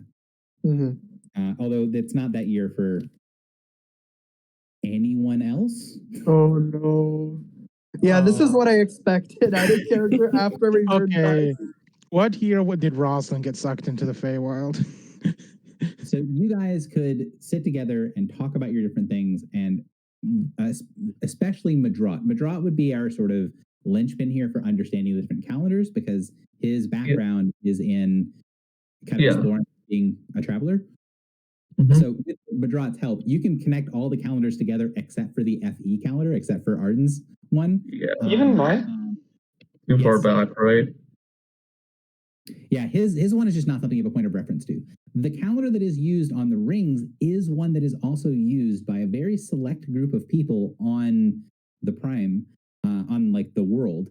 And those are people that he would have contact with. So the people that make the star charts are the people that use the same calendar as the people in the rings. And the primary supplier of star charts to the different factions, the seafaring peoples of the inner sea, which is where most of the people that are from the Prime are from, is actually Madrat's employer. So he knows that system well. Okay. So it seems like everybody else is from the same time except Bastion, or around-ish? Correct. We just use different calendars. Okay. Displaced is Roslyn. Roslyn has been here about 10 years. Okay. So does that mean that Midrad actually knows about the rings? Not really, no. Ah. It's not something his employer would have thought was relevant enough to tell him. Okay. So Who is your employer, anyways? What was the name again? Well, I wouldn't say it out loud. Also, this is something that the DM is saying, hey, this is what's going on. Right. Yeah. Well, if we all seem to be from around the same time, with the exception of two of us, and one of them is close enough. The shorthand, though, is that whatever we are to face inside of this fortress is very, very, very old, if anything. That Bastion has said is to go by. I am very old, and have never seen something like that entity we saw outside of the gate. I'm likely older than all of you, other than Bastion. So I do believe what Bastion said has truth to it. Yes. Well, I have a lot of questions about the world, but I believe we can talk about that once we are out of this place. Yes. yes, even if what you say about the millennia passing is true, my lord is immortal, and you have implied that he is still around, so it is still my duty to escape and return to him. I will have to break it to you. Your lord was killed. A good while back, even. There is a new Bloody Baron. His successor, Ferdinand. You might have known them. I'm not quite certain. But Out of character, would Bastion have known them? No. Ferno is not something that is not a character that he would have had contact with. So, when you say that, Bastion will sort of freeze up for a bit. And they'll just be standing there thinking. it happened, not quite sure how long ago, but it's been a long time. What I do know is it wasn't pretty. The Last Crusade, as they called it. Well, all I know is that it ended in the Queen on killing, well, Hold up, the I Last put Crusade? ballpark estimate at 75 million people with a malediction. What is the Last Crusade? Yes, it was the Last Crusade was the start of this, of the whole problem. Yep. If you want to call it a problem, I suppose. I heard something about an Eternal Crusade recently. Could that be related? Mayhaps. I'm not sure this Last Crusade lasted too long, though. Not with how it ended. Regardless, the new Baron is an interesting figure. While yours mostly use a title as a way to, I suppose, make others afraid of him. But he never really earned it. Sure, there were a few bloody displays here and there. The new one is a murderer, cold-blooded. He fought on the front lines to make sure there were no survivors each time. He could have been one of us if he had a little bit more control over his temper tantrums. But that is not what happened. Regardless, you're in for a lot when you get back. I shall believe what you say about my lord when I see it for my own eyes. Until then, my goal remains the same. Bastion will say that and sort of resume walking after that. So Yeah, I think Midrad is tempted to ask him, like, so what are you gonna do if she's telling the truth? But that's a big question, and he's gonna leave it leave it at the back of his head for another time. Yeah. So sorry? I was saying you were trying to say something to give you the floor. Go ahead. Yes. When I was pulled into this place, I heard a voice, and it said the Crusade is internal. I did not know what it meant at that point, but it may be related. You said things that when called crusades. it might not be related to, the benediction, but it might be related. How did you come here? You said you slipped, if I recall. Yes. So as you guys are talking back and forth, kind of figuring out what's going on, moving along kind of carefully along the edge of the waterway, you get closer to this outpost. I'm not going to stop you guys from role playing. I just want to kind of make clear that the time is passing.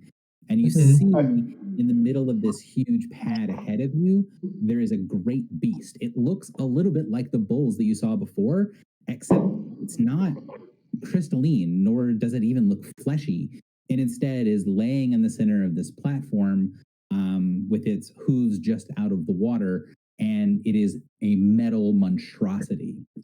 It is laying on the ground, and you're pretty certain that on the ground it's about 10 feet tall, just being effectively was standing up. It'd be at 10 feet thick.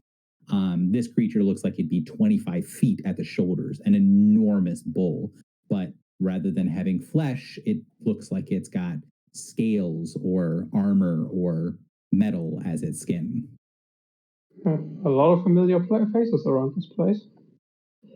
Yes, You that's recognize this thing? No, I was joking. It was a good joke. So you guys see this, you can keep talking if you want to, just letting you know that this is what you see in the distance. Has it reacted to us? No, it's laying down, and you can see a little bit of like its body twitching. Like you can see, the body rises and falls and moves a little bit. It's not if that's normal breathing, it's not breathing very well, or it's not breathing in the same way that like you all breathe. It's not like big, slow intake and outtake, but it is moving a little bit that you can see from the distance. All right. Tempted to see if lullaby would work on this thing. Oh, hang on. I should. This is the stupid thing now. Okay, continue talking. I'm going to continue raging fucking tool. So, if the crusade is eternal, what that change things about this location? If it helps, the voice that told me this had a similar glow to them as Rosalind's spirit. This is interesting. I mean, Bastion. I'm sorry. That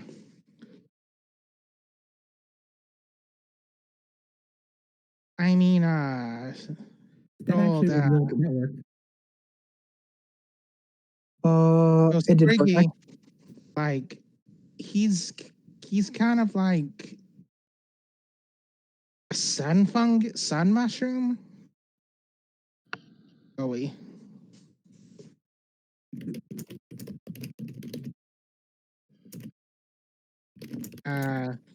Since I think I got something from him, that's why I'm glowy. So I don't know if, unless we're going to the sun, is the sun a place you can go to? Sure. I know it. Not quite, but I am closer than most. Well, anyways, is this relevant to the situation? Otherwise, I will inquire later. No, it might be. Bastion, do you remember what the war you fought in was called? Out of character, I'm not sure the answer to. I'm pretty sure Bastion would remember, but out of character, I don't know. So he didn't fight in any official wars. He fought at the fall of Ashtoma, and then there were a bunch of sort of minor conflicts. The short answer is that nothing that he would remember as conflicts would be important enough that you would remember it, thousands of years later. So yeah, I guess like Bastion would like name a few of the things he fought in, but none of them are crusades. That rules that out. As for the rest of you, did any of you hear voices when you came through? Would Bastion have? What were the Crusades like saying before Bastion's time that they would know of, or are they like something that Bastion wouldn't know of? So the Crusades were a generalized term from Bastion's perspective, as groups of mortals or groups of the shorter lived races deciding that the vampires needed to die and sending in an army into vampire land and killing them. You're not sure if that's the same crusades that people are talking about, but that is his perspective of the crusades, where military incursions by other forces into vampire lands to kill vampires. Well, I Huh, certainly so- don't like the idea of an eternal crusade, but I can't say I remember one. Mhm. So I if the saw voice. Go ahead, Go ahead. Echo. Oh, okay. So if the voice that pulled me here talked about an eternal crusade, then maybe the thing we are facing is related to the vampires, especially since the light it was glowing with had the same sort of radiance that makes our friend here very uncomfortable. I mean, yeah, perhaps it is the sun, somebody else using the power of the sun. Oh, So when was the last crusade? Does Margot know when the last crusade happened? Yes. Okay. The end of the Last Crusade and the casting of the Malediction de Sang on Overton is the Mhm. end of the previous calendar. So 1387 years ago. Did our friend at the sanctuary, whose name I still haven't forgot how to pronounce, did they mention did they, that one? Yes. Had they mentioned a general time frame for when the Summer Queen that they were so like, I want them back, disappeared? So he did not mention it. And you know, if it is something that you find would have been reasonable for you to ask, he doesn't have. This is like a Right. you know, in ancient times, in antiquity. This is not something that he has good like. Mhm. X. It happened on X day or Right, even in X year. Yeah. Okay. The easy way to say it, his knowledge is not historical knowledge. Yeah. His knowledge is this is a thing that is so far back in time that if you think of like the opening Lord of the Rings thing, you know, myth, phage, legend, et cetera, and then things that should not have been forgotten or were lost. That's the most of the mortal world. The things that it remembers, he remembers it now in the form of a myth. Okay. It has not been yet lost to him, but it has been lost to the mortals. Okay. another question about the Crusades. Were there any fighters called Wardens in those? Wardens or Yes, Wardens. The creatures that assaulted me before I slipped. They called me a Warden. Yes, that is a term that is used. But there are wardens both on the defensive and offensive sides in the Crusades. Mhm. I see. I seem to have been employed in a war that I do not fully understand. I have a hypothesis. Enlighten me. If the one who sent for us is truly the Summer Queen, the last queen of summer, if that is true, then mayhaps the glow you saw was her. Summer is often associated with heat, the sun. And if this is a war against my kind, as the other crusades have been, it would make sense that someone associated with the sun would be behind it. So we might be dealing with a vampire or something more powerful inside Maybe this a vampire. fortress. The Maybe a power of vampire shadow is is strong something here, after all. Maybe a vampire is someone who wants them gone. Why they would get me and Bastion to join the group, the excursion, if that is their goal. Either it was just coincidence, which I find unlikely, convenience, which is almost as unlikely, or more likely, an assumption. See, I was banished here by others of my kind, so maybe they believe I want vengeance. And for Bastion, maybe they believe that when Bastion comes back and finds their master gone, if that is what happens, which I assure you is what is going to happen, but the reaction Bastion takes is Bastion's decision, and that remains to be seen. I have no guess of how that go, but depending on how that goes, maybe a potentiality would be they would be angry because they weren't there to protect their master, and those that could have didn't. So maybe they want to set us upon these vampires, the other vampires, or they believe that we wouldn't mind much if we opened the gateway, because they believe we might all have reasons to have them removed. Well, Not either way, I personally. hope. Go ahead. Yes, not personally. But I hope the forces at play here will not pit us against each other. Hopefully not. My Nothing- fingers are crossed. There would have been easier ways to get rid of us. I assume. So, either way, what is this creature? It seems to be mechanical, so I might know something about it. It looks like it's breathing. Gary, that was a call for a knowledge check. Yeah, 1 second. I made the check. I'm looking at the results real quick because I was doing something slightly different while you guys were doing things. I would also like a knowledge check for Bastion, if that's possible. So yes and yes, it's possible for both. If you do a knowledge check, you have to tell me what kind of thing. So you think it's mechanical? Give me a dungeoneer check is the one you want to do. What does Arden think at a glance that this thing is?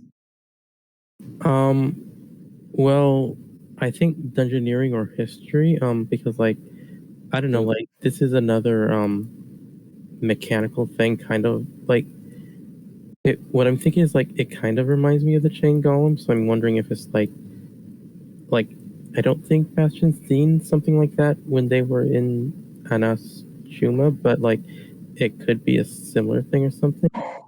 Yeah, this creature doesn't look like the creatures you saw in Astoma. So I would say that you would know pretty immediately that this is not one of the golems. The golems that you would find in Astoma would either be things with a very specialized task, and they would do that thing, and so they might look like all kinds of stuff, but most of the things had either a vaguely humanoid form or would move themselves into looking vaguely humanoid, like the chain golem. It makes itself kind of a pile of chains roughly in the shape of a person. This thing doesn't really look like, it doesn't follow the same pieces. This looks like it might be a slightly different creature. Since the Minotaurs were basically created to guard the rings, is there more bull-related imagery up there, or not? Because I keep thinking, there's what? There is a decent amount of bull imagery, and the idea that the bull is the defender of the herd. There's a lot of connections made there societally. Right, but I meant by the creators, what little knowledge I have, by the way. Yeah, so to answer some of the earlier questions, so neither one of the people that made checks has a good idea of really what this creature is. What you can tell from examining it that it doesn't seem to have any pieces on it that move in the same way that a construct moves. So kind of the same sort of thing that the chain golem didn't have that same sort of, I would say, like mechanical thing. This thing would need some sort of magic to be here. This thing, its body looks more fleshy. Like it looks like maybe the exterior is metal and the interior is, rather than a construct, probably a living creature. So it is more akin to an Iron Soul Genasi. Yes.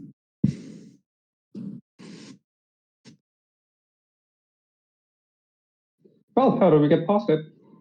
If I may, I have an idea. If it really is if there really is as much life in it as at first glance appears.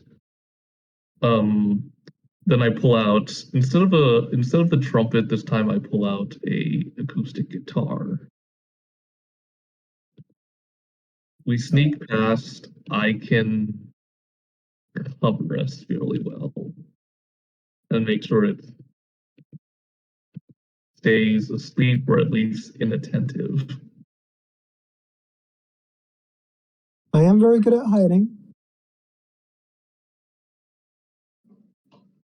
I will say that I am not very stealthy, but if you can distract it sufficiently, sure. So it sounds like the plan would be to kind of play your instrument as the sort of the bardic idea of keeping the beast at bay, and then letting Yeah, other people. actually, I'd like to cast the lullaby ritual. What is the ritual called again? A lullaby.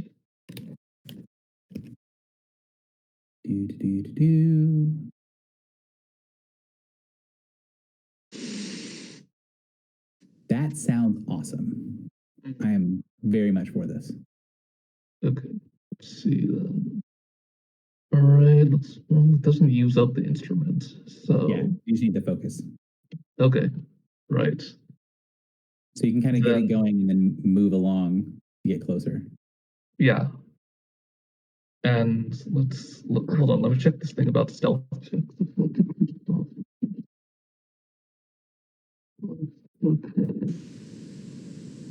Okay. Well, I can't make the stealth. Okay, I guess the way this will work, I suggest, I bring up the rear. I'm gonna have to be playing the whole time, while the rest of the group sort of circled around it. 1 second.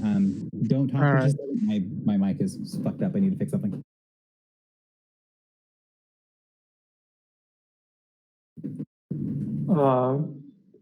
Are you going to get past it?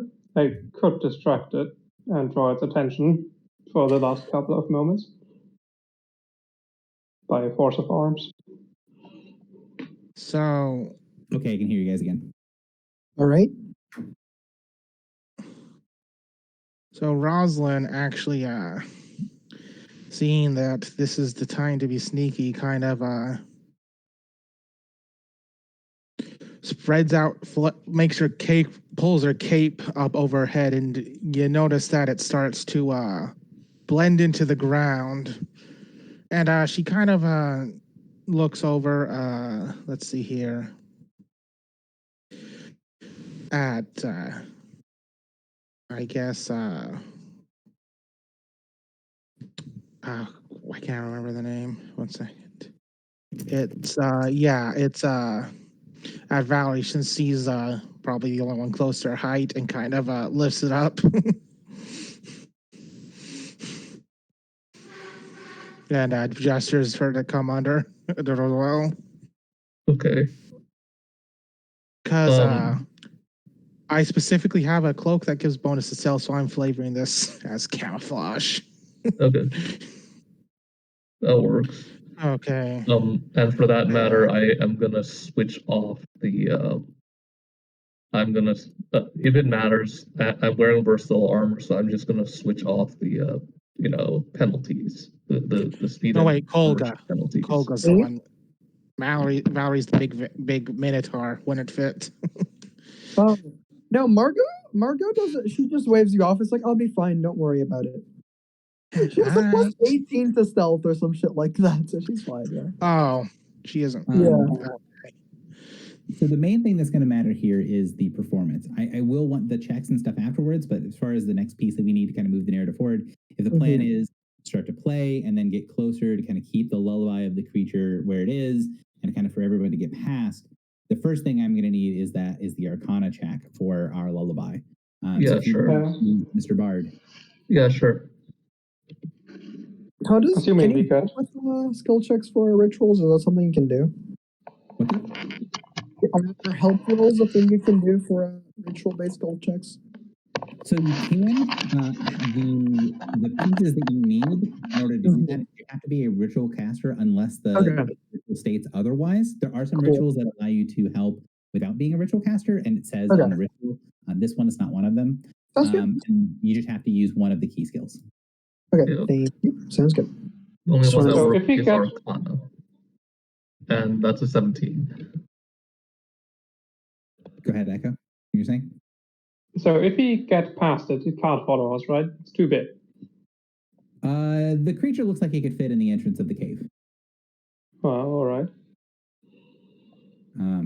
So you play the music, everyone starts to kind of pass behind you, and you can see that from where the creature is laying, a couple of these sort of bigger broken pieces of machinery somewhat obscure the sight. Like you're not going to be able to walk completely behind broken machinery to get to the cave entrance, but you can kind of go between spot of cover and cover to kind of move along.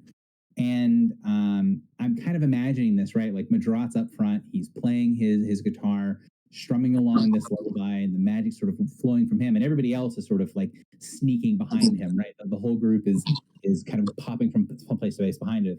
And Madrat, as you're seeing your magic goes out, as you see everything kind of flowing through, you're noticing at first that it doesn't seem to be affecting the creature. And as you continue to play, you're like, that's a little bit strange. Maybe I'm not playing it right. Maybe it can't hear me. Maybe this creature's deaf. And as you're playing, you're trying to focus on how the creature's body would move, if it would change the way it's breathing or moving or things like that. And you do notice that the things that are on the creature's body do move differently for a second. But then once things start moving again, this sort of chill crawls up your spine as instead of it being a creature that's moving awkwardly as it's slumbering, now that you're this close to it, it doesn't seem like that. Instead, this creature where it lays, there are things moving underneath its skin, underneath its flesh. And rather than being a sleeping beast, there is this waft of decay as you get close enough to it. And as you continue to play your instrument with people behind, these cracks start opening up as these creatures burst forth from the corpse of the Gorgon. I had considered that, but I guess that's a little too late now. I assume that's initiative? It is going to be initiative. Let me pull over to the map. And what I want to do, if you guys would, so that's too small of a box. I'm going to make the box bigger just slightly, and then I'm going to color it. That blue's a little hard to see. Let's make it obnoxious green. So if you guys in the obnoxious green box for me, please. What I'm going to do is that's going to be our start point for you guys sneaking past. And then I'm going to have you guys, if you want to be moving kind of significantly closer to the entrance of the cave, you guys can make checks and things to kind of move to move further away, right? So if you're moving, if you're staying kind of within that starting box, or if you're only going to be 2 squares away from that starting box, you do not have to make a check. However, if you want to be significantly away from the starting box, then I will ask for whatever your stealth check would have been to kind of see kind of how far you can get before things get go a little bit pear-shaped. So on the map, that big red blob in the middle is the corpse of the creature, and exploding from it in every direction are these parasites. And as soon as the first one pops out of the body and you see it sloughing off this thick gelatinous blood to either side, the blood hunt parasite, the one in the middle, when it claws that big claw and pulls itself away,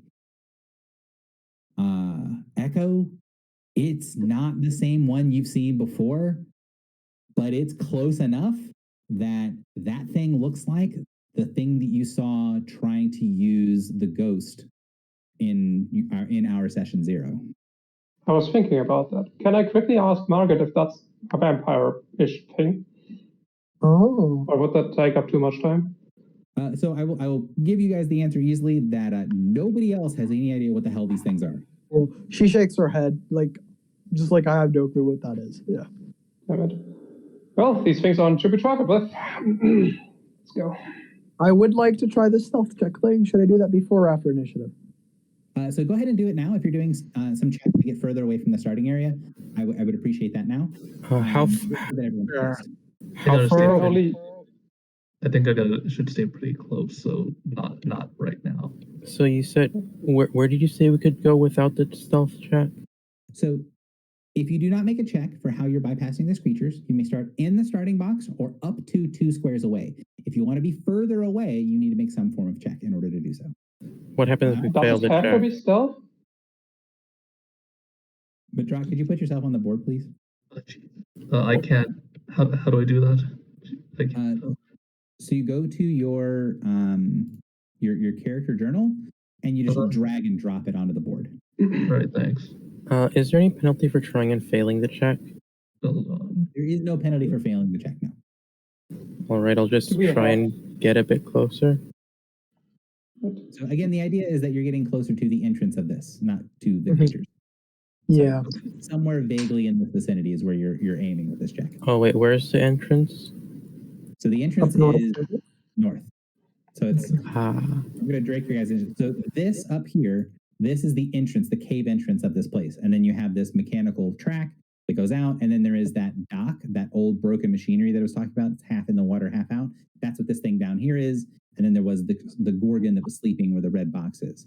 So if you want to make a check to get closer to the mouth of the tunnel, right? That's what you're making the check for, because that was the goal initially. Okay. Do we You have can to up your use? speed further.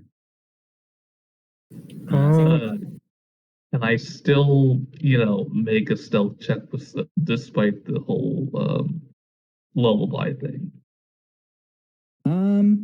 So I would say that basically what I was using for that is your Arcana check, and you wouldn't get very far before things got parachuted. So you would still need to be within 2. Okay. With No, with a 34 stealth, where can I be? You can be up to your speed closer to the mouth of the tunnel. Oh. Do we? So up to my speed from the maximum distance of 2 squares from the square, the box. I mean, Your speed is 8, right? Huh? Your speed? Oh, it's What is I believe it's 6. 6.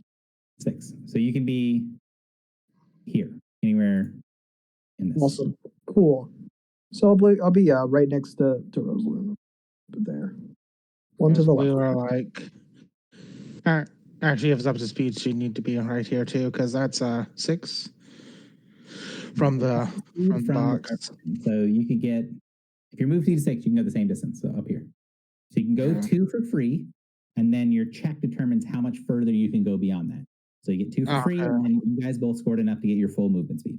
Okay, then yeah, we're right here. Just jeez. Does my wait? I don't have stealth there. My stealth bonus is +4. Does 14 let me move anymore? 14 does not allow you to move any further, unfortunately. Right. Let's just stay here. Do we have to use stealth? No, you can use whatever you think would be appropriate for attempting to sneak past these creatures.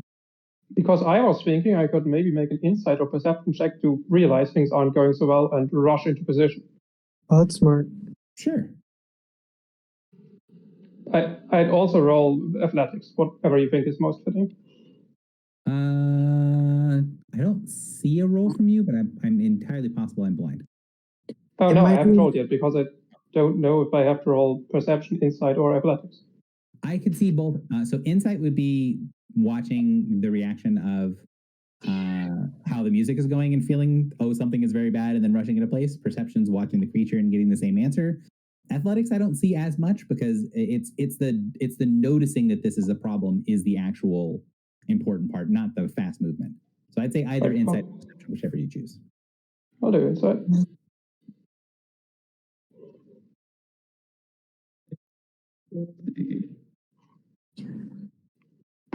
Broken actions are not trying.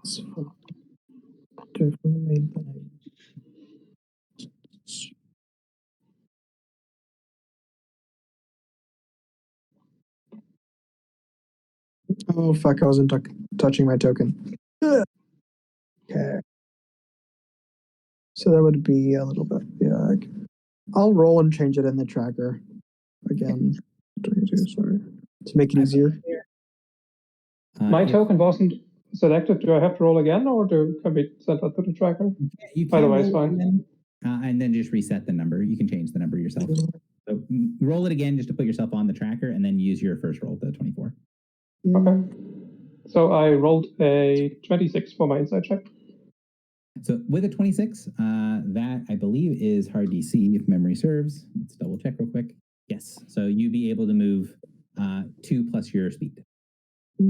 Well, yeah, I'm for some reason it's not letting me send it to try. Let me reload roll 20. That might be. Sorry. Is it because you're just not being able to add, or did you roll? It's even when I click, I rolled twice. Did it not come through? Yeah, it came through. You roll. I'm just seeing what your first roll is a 22, and then I'll just add you and put you at 22. Yeah, it wasn't letting me click on my token for whatever weird reason, but thank you. Yeah. Now it's working. Just to be clear, should I continue periodically making Arcana rolls, or does my first one just stand for? So your first one just stands. Yeah, you Okay, make one check, and as combat starts, the performance is likely to end. Okay.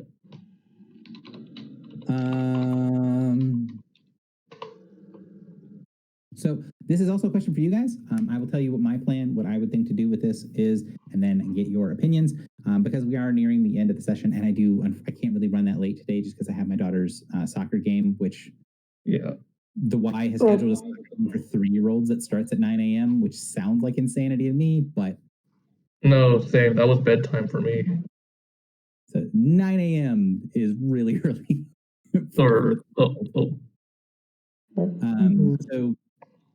I'm going to have to stop right at the end. So what I would do is just say, let's do one round of combat.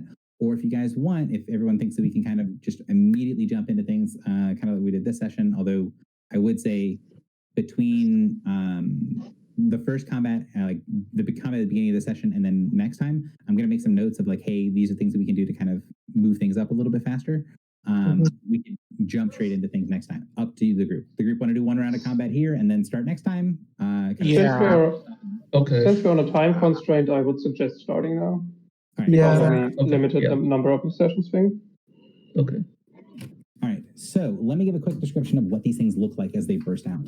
So the things that are the skittering parasites, the smallest ones, they're actually small size, so they're a little bit smaller than the token actually is. Small size tokens are kind of obnoxious in Roll20 when I'm making multiples of them, so I tend not to actually correctly size them small.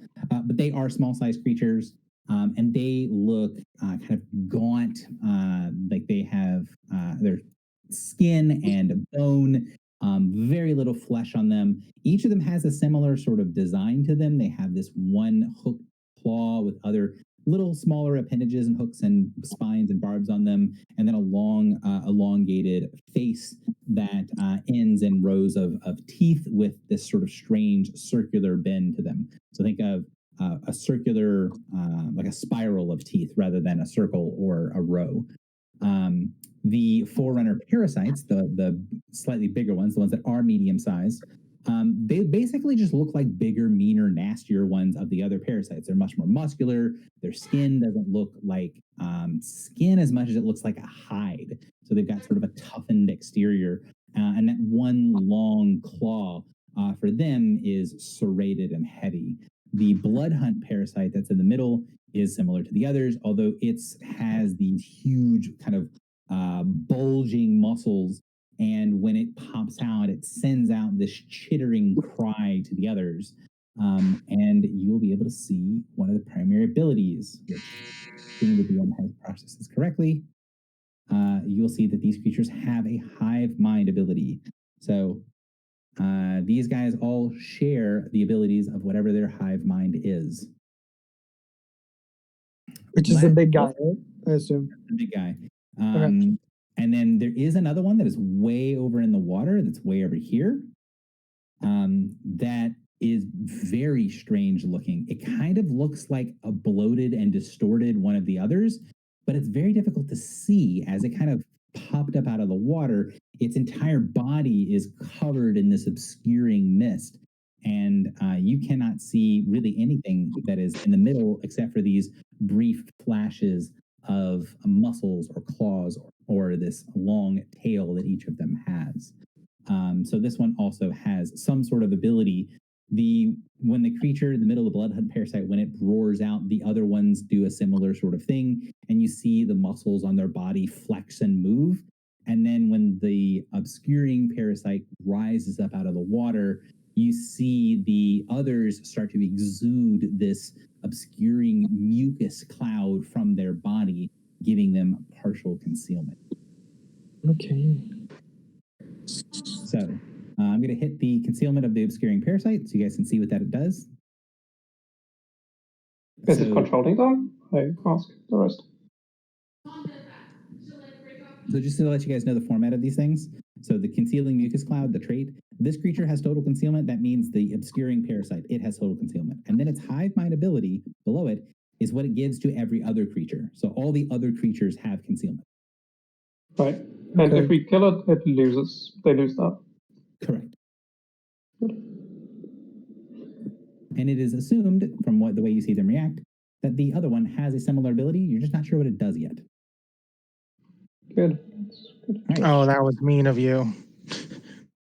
Making us think, oh, we get to move forward, and then placing this one thing at the very back. So our parasite over here, which I'll number these between now and next session, because numbering them, it does make life a little bit easier. He's going to move up. He's going to slither up to there, and then he's going to strike with that heavy claw at Echo. All right.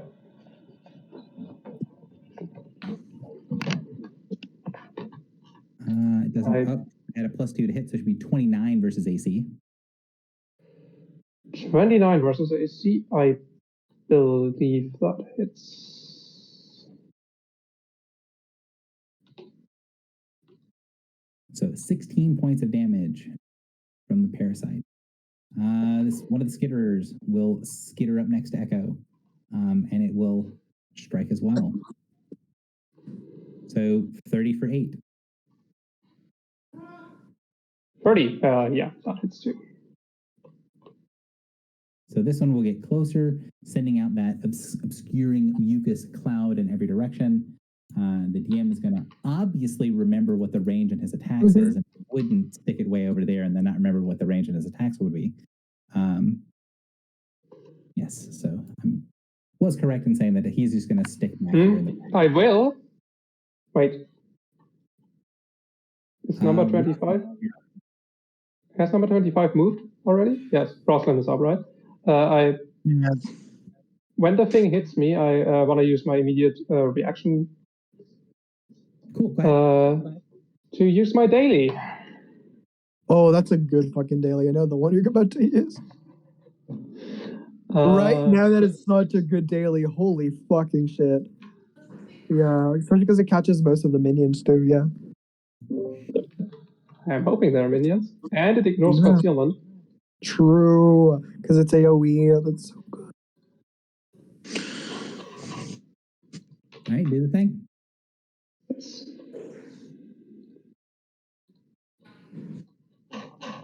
Whew. Empathic feedback, close burst 3. So what are, let me let's do a marker here. 1, 2, 3. That's some good rolls.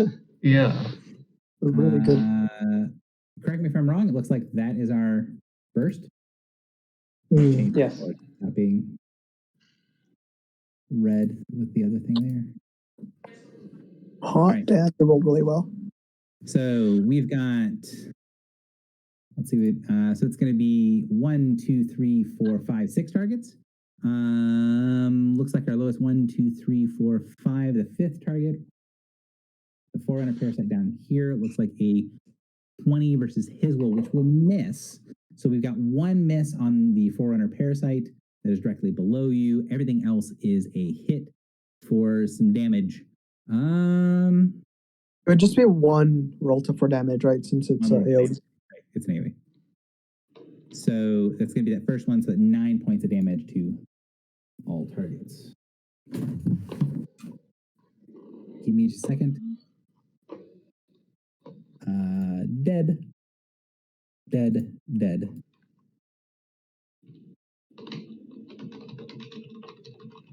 All right. Makes things a lot easier. And this guy takes. All right. So, do you want to push either of the 2 guys next to you, or well, either of the parasites? I mean, pushing the one next to the strikers sounds good, right? Yeah, that wouldn't be a push though. Parasite 1, you can push him closer to the strikers if you want. Yeah, I would just push him into like almost flanking position, right there. I would prefer it not be adjacent to me because I'm about to go down and daily burst some guys. Yeah, thank you. Okay, is that okay, Rosman? That works perfect for me. Honestly, yeah, I'd rather not have it in my way either, because I want to get down to start Yeah, trying if you- to get closer to the obscuring. Right, lead him over here. Is this a legal push? Like, That is a legal push. You can push it over here into the clump if you want. okay, and if you can push the big guy like here, that'd be pretty cool. Then we can just AOE burst the whole one, you know? I'm like 90% sure that's not illegal. Oh, no, it is. Yeah, there we go. Perfect. Thank you. Explode them, please. Yes. All right. And did you want to move Parasite 2? Do you want to move him down like here, closer to the clump? I missed them, right? Yes, so you got 1 square push instead of 3. Yeah, that's good. Nice. All right, that was your reaction. Yeah, all right, that was it. So one thing is that I do want to say is the parasites, the skittering parasites and the forerunner parasites did not seem to resist any of that psychic damage. The blood hunt parasite, on the other hand, did resist a little bit of damage. Okay. And by a little bit, I mean more than half. Rosalind, you're up. All right. So I just need to check the ranges here. 5, 6, 6. So she can move here.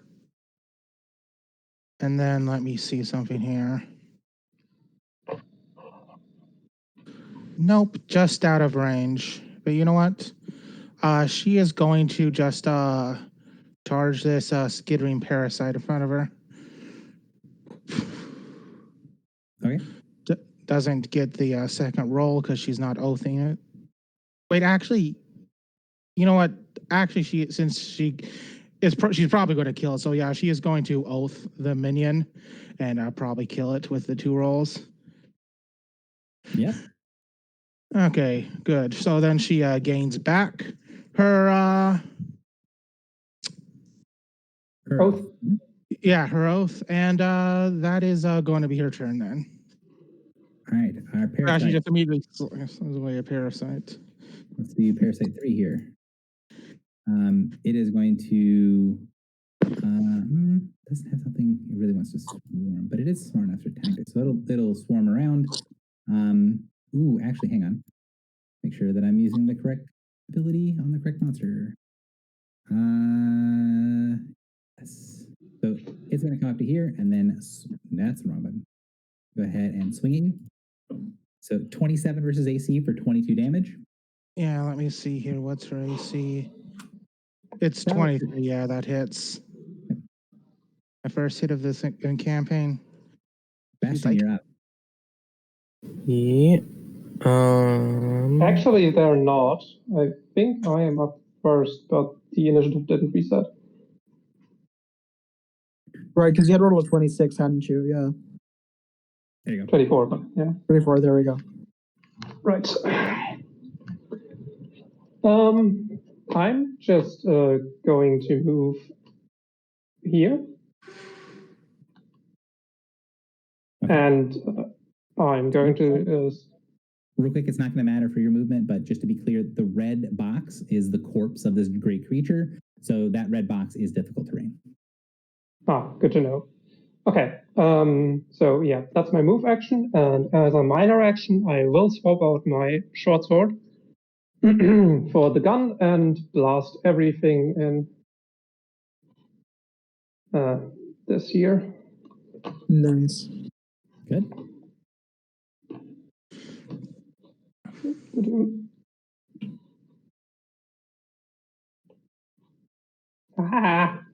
Sorry, it's going to be quicker next time. I just haven't set up everything. Yeah, take your time.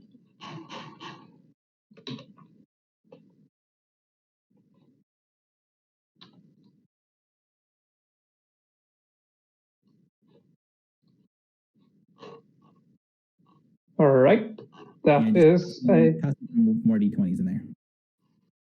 Excuse me? Just toss me some more Yes. D20s in there. Yeah. Yes, question. Since it malfunctioned and I now need to make a engineering check, do I get the bonus for the attacks after that if I succeed or not? So you'll get the bonus for all of the attacks. So it won't matter for the attack that you missed, but yes, it'll count for everything else. All right, I'll make an engineering check. Oh, and do I need to make 2 dungeoneering checks, or do I make 1? Like, for both the pistol and the armor? It's 1 check. Because the one has a higher DC. Okay. Correct. Yes, the higher DC one will be the one that you make. And you can fail 1 and succeed. Okay. A natural 20, however, fuck it. You live for this type of shit. Right. That's a +2 bonus to the attacks and to my Yes. AC until the end of next turn. All right, so miss on the first guy, +2 to attack, so it's going to be a total of plus 12 plus 14. So 14 says 22, 22, and 23 against AC. Let's look at some defenses here. 22, 22, and 23. Those are 3 hits. So everything except for the first one hits. And this is 12 damage. And this is 12 damage. Okay. And I will use my Defender of the Wild free action to mark all the enemies adjacent to me.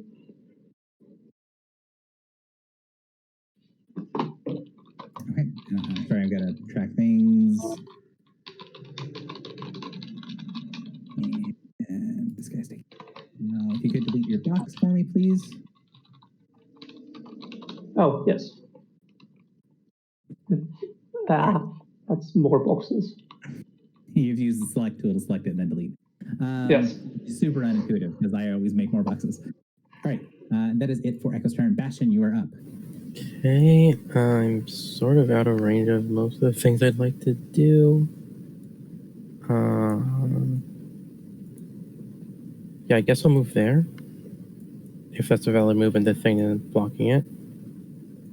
You do have to walk around it, but you have enough movement. 3, 4, 5, 6. And I will Thorn Strike the Forerunner Parasite 3. 22 AC is a hit. Nice. And then I'll just mark him, and I think I don't really have anything else I want to do this turn, so I'll end my turn. Sounds good. Our parasite over here, still alive, sees the others falling, but he would like to continue to feed. There are things to feed on. It is going to move into position over here to flank. Actually, let's see. He's probably smart enough to realize that he just watched that blast kill his buddy. So instead of doing that, he is going to send out a wave of psionic energy, attempting to warp your thoughts inside of your armor. Oh no. Hold on, I might have an interrupt. Let me check if it triggers on hit or on attack. Okay.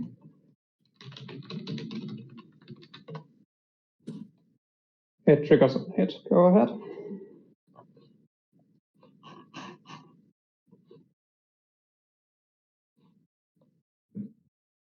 You can roll. Okay, I did roll. 25 versus will. 25 versus will. Mm-hmm.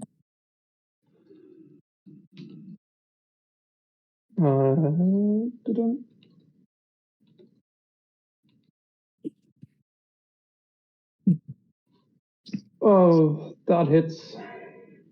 Okay, 8 points of psychic damage. Is it a charm, or does it have any ongoing effects?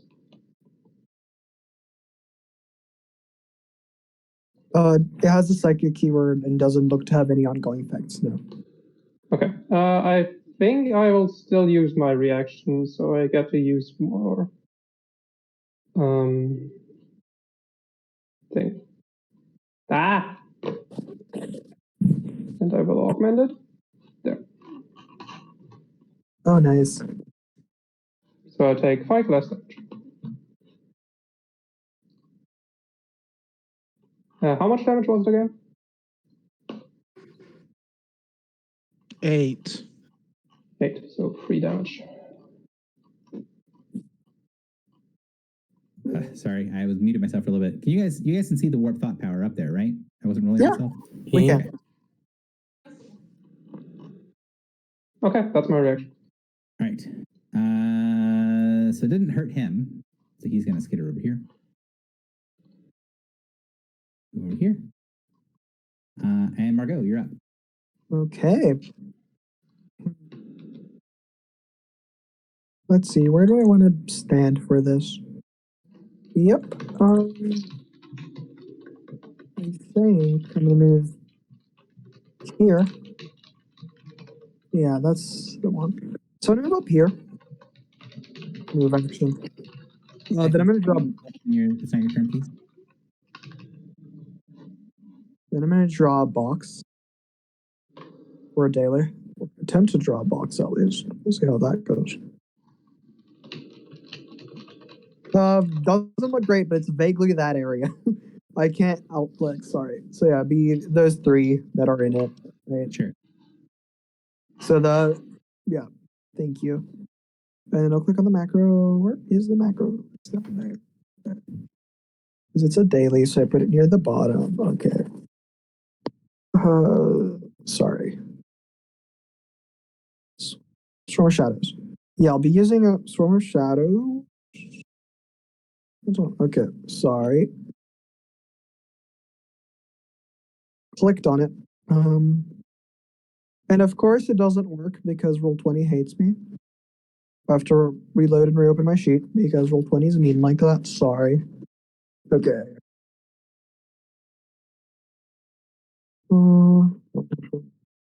Okay, my sheet open. Character responsibilities. There we go. Now it fucking worked. Okay. Let me check if I have any conditionals against any of them. I don't think I do, because I don't think Fucker is going to trigger. But worth checking. If I can scroll. There we go. Okay, so I am flanking the first one, but I don't have any conditionals against the other two. Okay.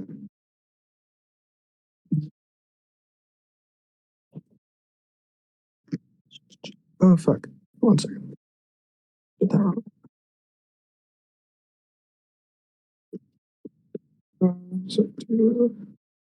Sorry, macros being annoying.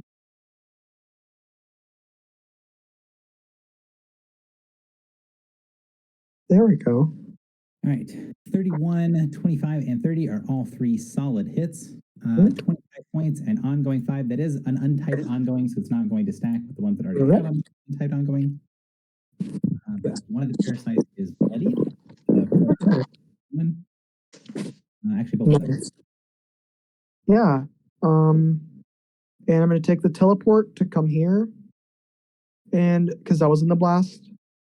And if you can mark my, I don't think the invisible, because yeah, I can't mark myself as invisible because it's not letting me scroll. So if somebody could do that, thank you. Anyway, that will be the end of my turn. All right. Parasite number 2. He's in flanking position. That's where he wants to be. Num num num. Chew and echo. 28 versus AC for another 18 points of damage. That is a hit. It is not psychic damage, right? It is not. It is just piercing you with a big claw damage. All right. Skipping Parasite down here, sees there's some stuff going on, sees there's something that seems to be taking damage, but is not dying, which is very confusing. It's going to send a Warped Thought at Echo as well. 18 versus Will is definitely not going to connect. And then it sees a lot of explosions happening over there, and it does not want to be close to it. Parasite number whatever. Let's do 11, 8, something, some number. He starts his turn by bleeding from being whatever's happened to him. I shot him in the face. Yeah, he shot him in the face, and then also like some shadows also shot him, and he's very unhappy about the situation. There is a thing in front of him that is there. Yeah, he can't get past it, probably.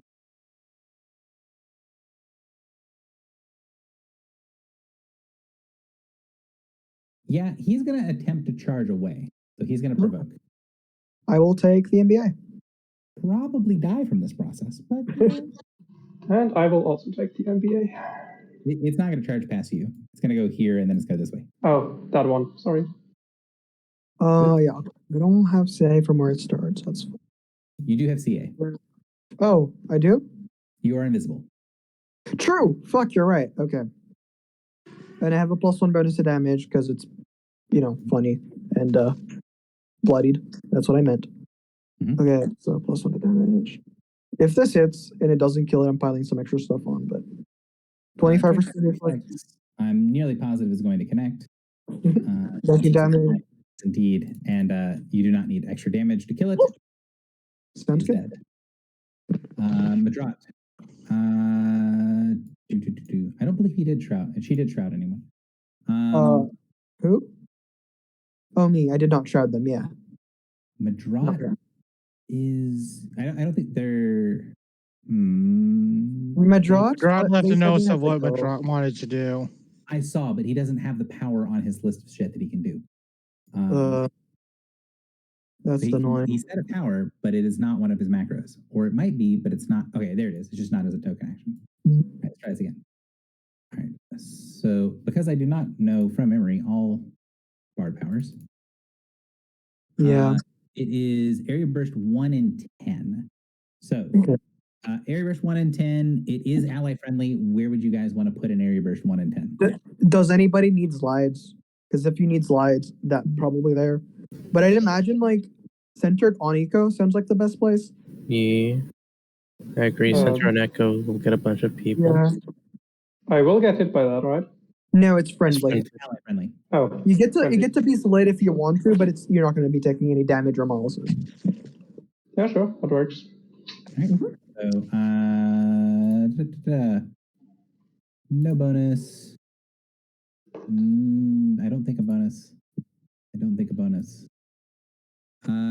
So he's only got one attack roll in here. So let's do it's a D20 plus 11. D20 plus 11.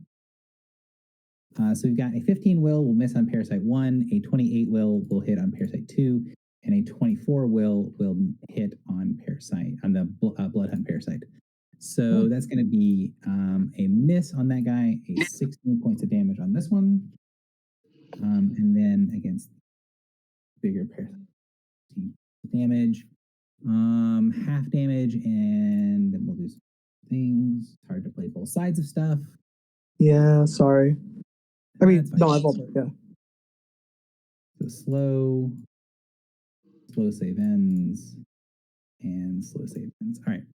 So that is it, and I don't believe he had anything else that he wanted to do. Yeah, only He the put his armor under. on, got his defenses back. He did not need to move, and then he did that.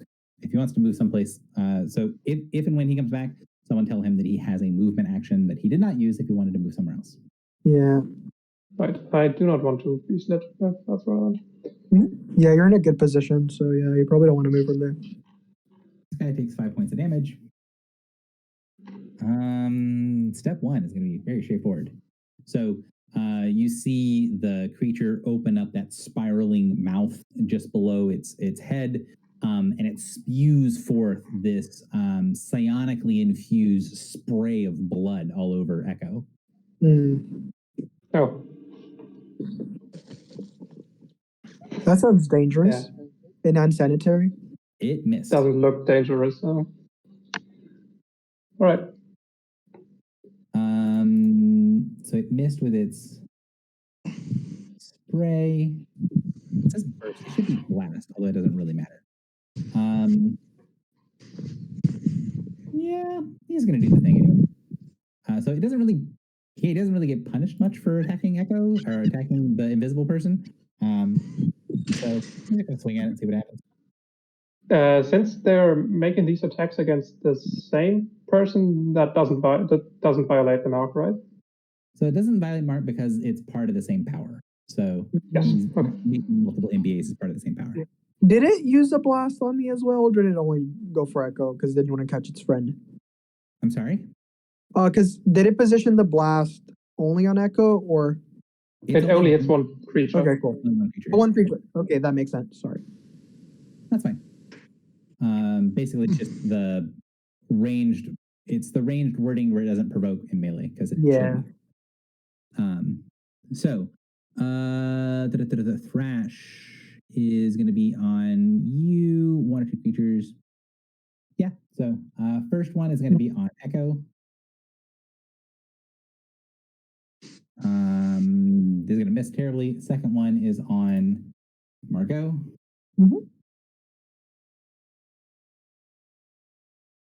That also misses, yeah. Misses Terribly. It doesn't have to move, so it's going to go ahead and blood spray again because it does not seem to be able to be effective. Again, this is on Echo because it would like for this to work. 23 Fortitude is probably close. I don't know if that connects. Does 23 Fortitude hit you? You are muted if you're trying to respond, Echo. Hold on, I'm doing the defense miracle. Give me a second. I don't think it does. I think you've got the +2 from the malfunction, if memory serves. That is all defenses? I thought it was just armor class. Oh, it might be. I don't remember the feat. I do have a 23 Fortitude. 23, so it does connect. So 15 points of damage, and you are considered bloodied. 10 points of damage, yes. It is going to action point. Uh-oh. That's dangerous. And it is going to take advantage of Blood Hunt.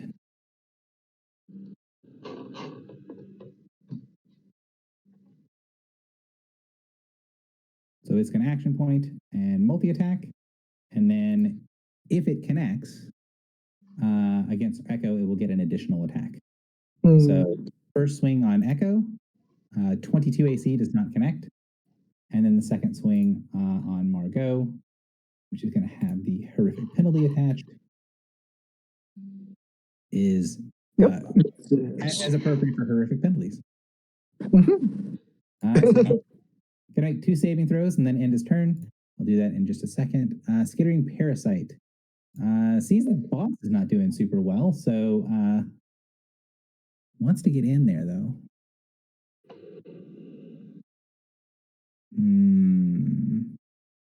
Yeah, boss is focus firing, so it'll do the same. So shot at Echo for another Twisted Mind. 24 against Will, which I believe doesn't connect. I think your Will is just higher. Yeah, my Will is 23. 3. So what is my mind is everybody that interrupted. But saving throws, not defenses. I gotcha. Yeah, but I still get resist 5, so yeah, that's so good. Back at the top of the order for 400 Parasite 1, we'd only have 12 minutes left in the session. However, if we can continue the pace of moving quickly through this, I think we have a decent chance of getting to a resolution. So I'm going to keep going, and then if things don't turn out, we might end in the middle of the round. So Parasite 1 is here. He would like to chew on Echo. Okay. He is flanking. He horribly misses. The Obscuring Parasite is going to finally get him close enough to do something. It sees that everything that the Blood Hunt is focusing on Echo. Does he feel like getting close enough to the actual fight? He doesn't have to go there. That's not too bad. So he'll focus on Echo. Sends his version of the Twisted Mind of Warped Thought. So 23 versus your Will, which I believe hits on. 18 points of psychic damage, and you have earned the Flag of Shame. Who is you? This is an Echo. So. Okay.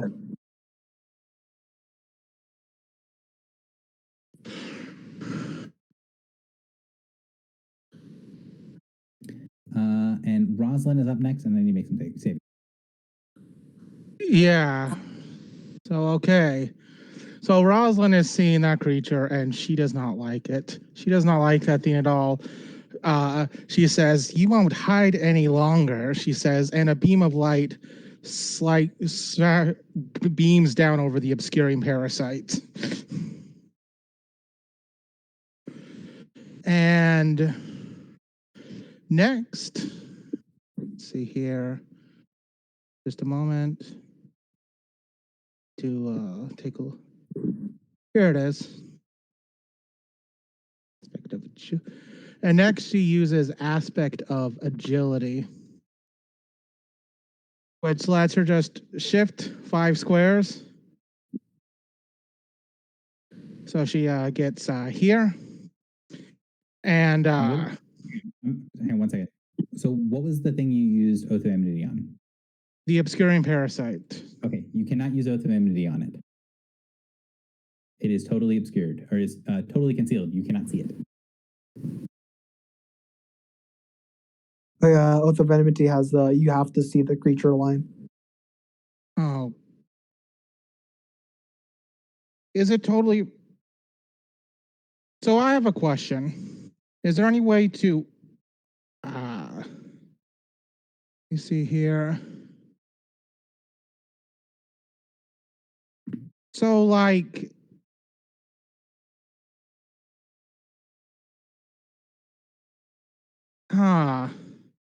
Unless you can find a way to see invisible, there's no way to oath something that's invisible. It's invisible? It is totally concealed. It's the same thing. And there's no way to disrupt it? Does not seem to be.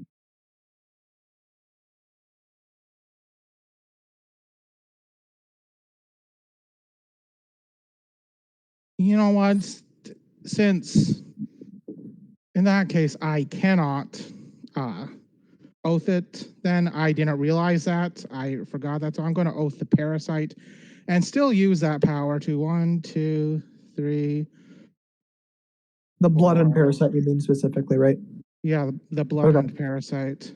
Okay. 4, 5. And flanking and the oath to deal with 1, partial 2, concealment. So you need movement 6 to get there because the red is difficult to read. Okay, you so move 1, 2, 3, 2, 4.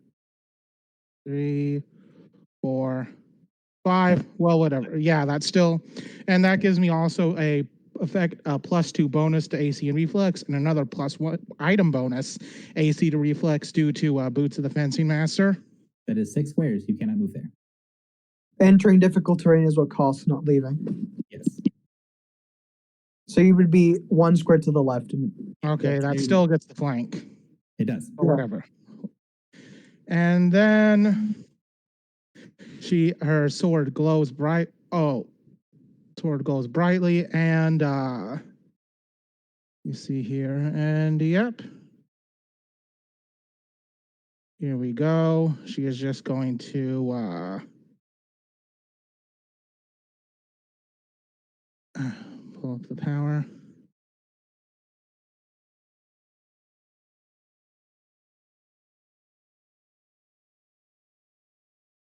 Here we are.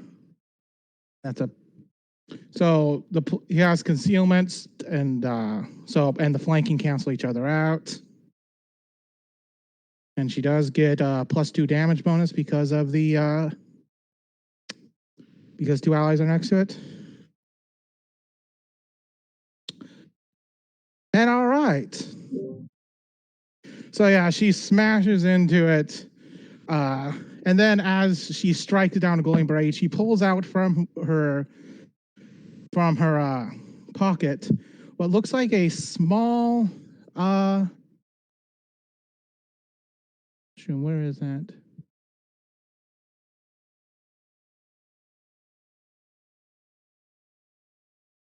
What type of action is this? Oh, this is a standard action. Oh, this is a free action. What I'm going to be using next. Right. Wait, why is the macro? Okay. Oh no, here it is. I forgot to. Here we go. Vulnerable 5 radiant. Cool. And this is the level 1 daily, so it works. Okay. So did you include the extra damage already? No, I did not. Oh, it's when you use the radiant keyword. Would it apply the vulnerability before or after the damage? And I can take care of the heal. So hit happens first, right? So if you hit something and then you deal damage to it. So if it triggers. Okay, in that case, he takes an extra 10 damage from that. Okay. And then, of course, he is bloodied if it matters to you.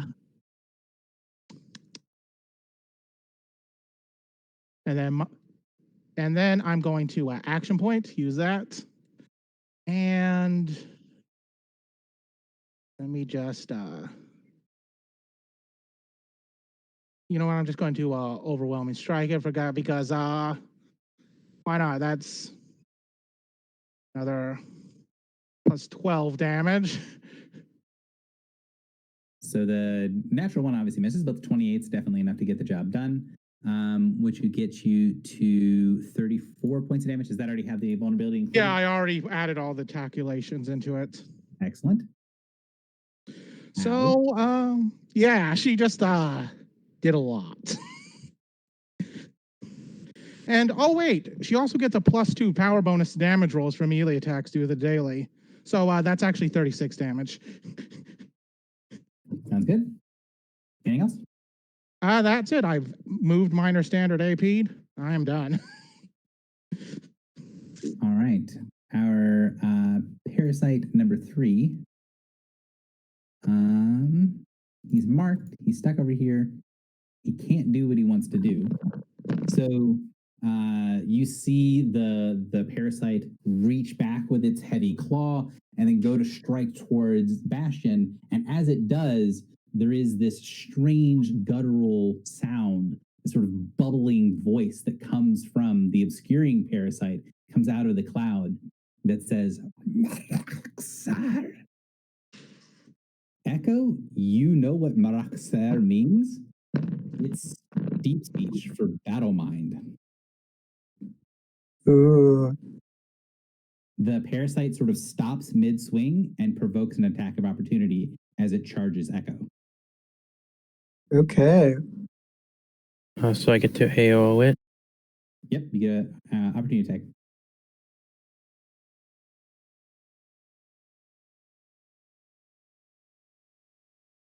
That is 20 points of damage and it is slowed.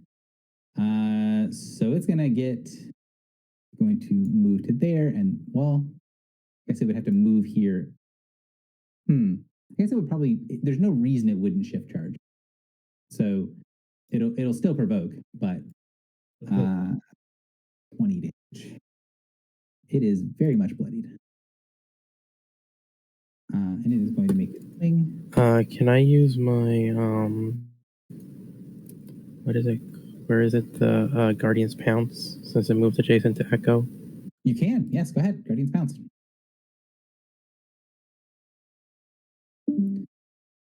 Uh, 26 AC. So that is enough to finish it off. Nice. Echo, it's your turn. All right.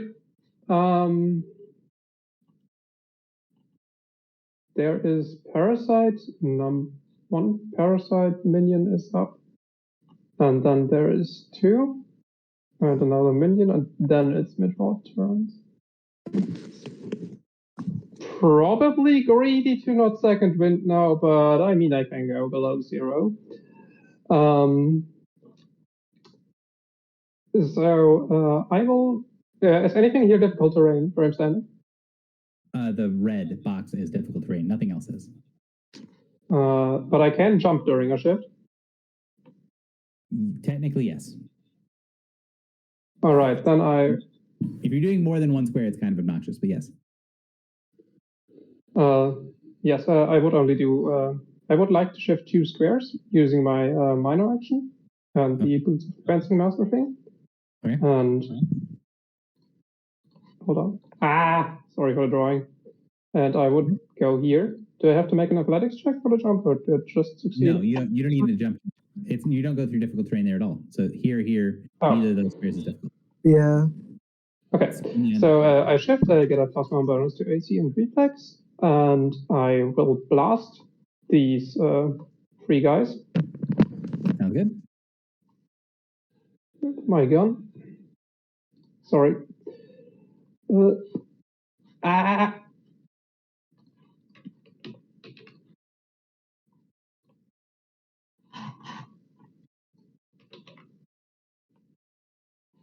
Nope, that's not the thing. I spelled out. Okay, sorry. And I still get the malfunction bonus. Actually, I'm flanking. I'm gonna move here to flank 4 on a parasite number 1. Okay. So that's attack 1. I'll give you 2 more.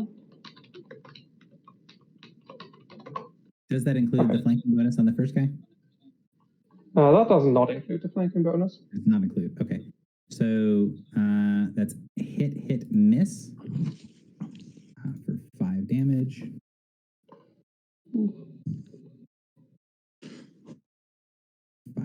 right. And then I will use a minor action to give me +2 to all defenses via my protective trauma ability. Cool. Sounds good. Anything else? Wait, I was here.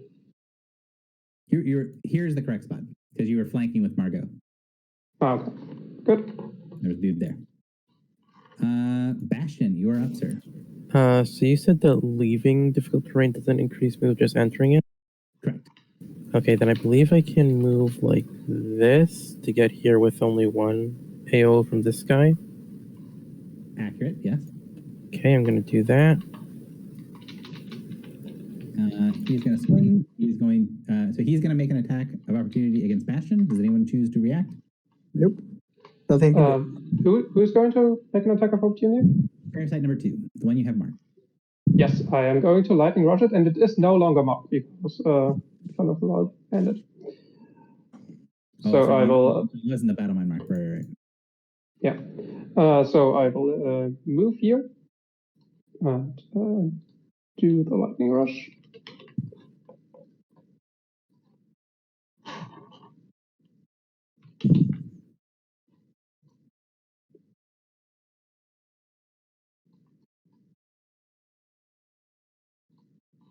Do 27 definitely connects for 16 points of damage. It is now bloodied, and the attack is directed at you instead of at it.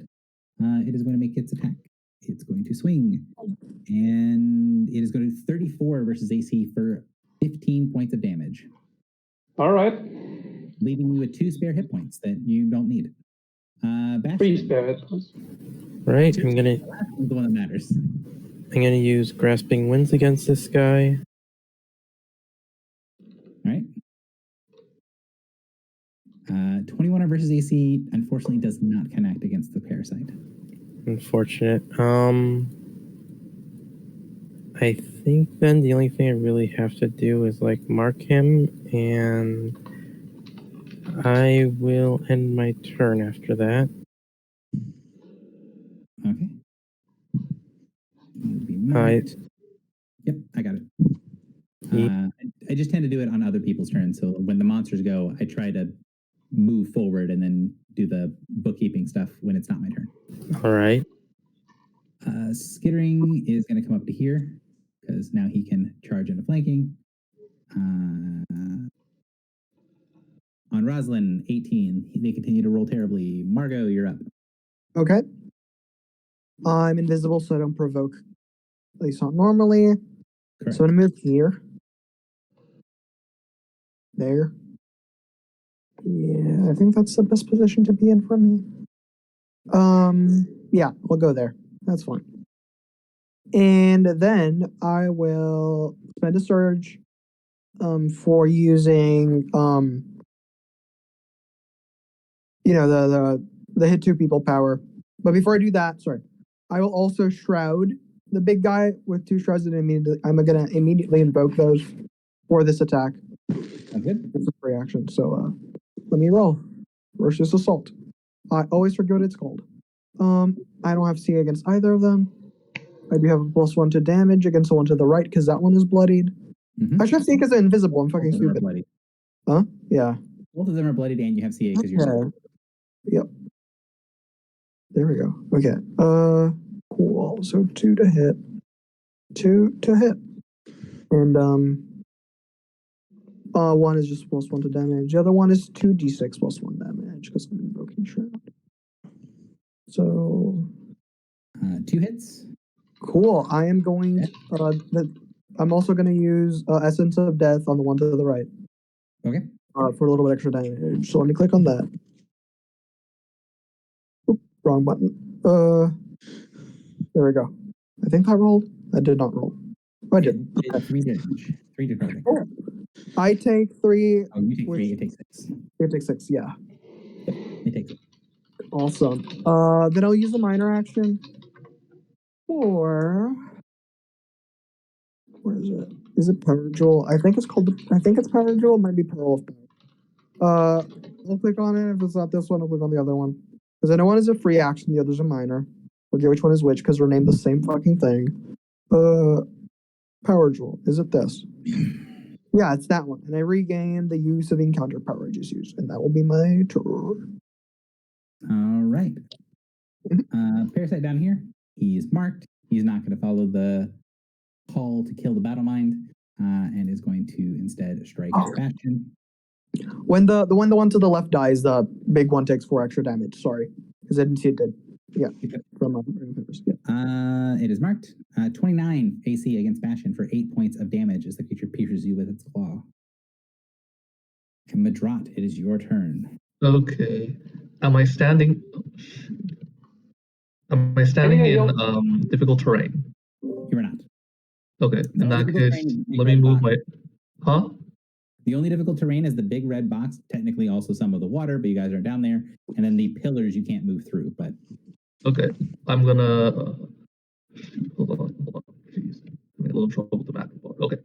Let me move my speed closer. That's 5. 2, 3, 4, 5. Okay. Yeah, I'm gonna use Majestic Echo. Let's see, that is 1d6, 1d6,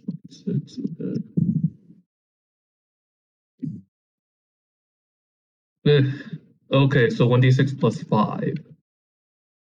And you gain a +2 to the next damage roll you make for the end of your next turn. You can slide 2 squares wherever you want to go.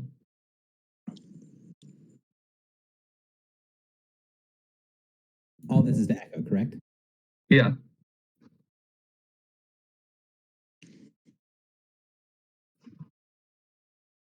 They might not be here, but that's okay. Healing mostly can be done on other people's turn.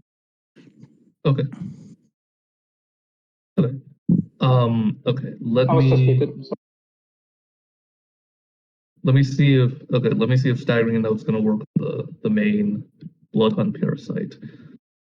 Okay, let me double check this.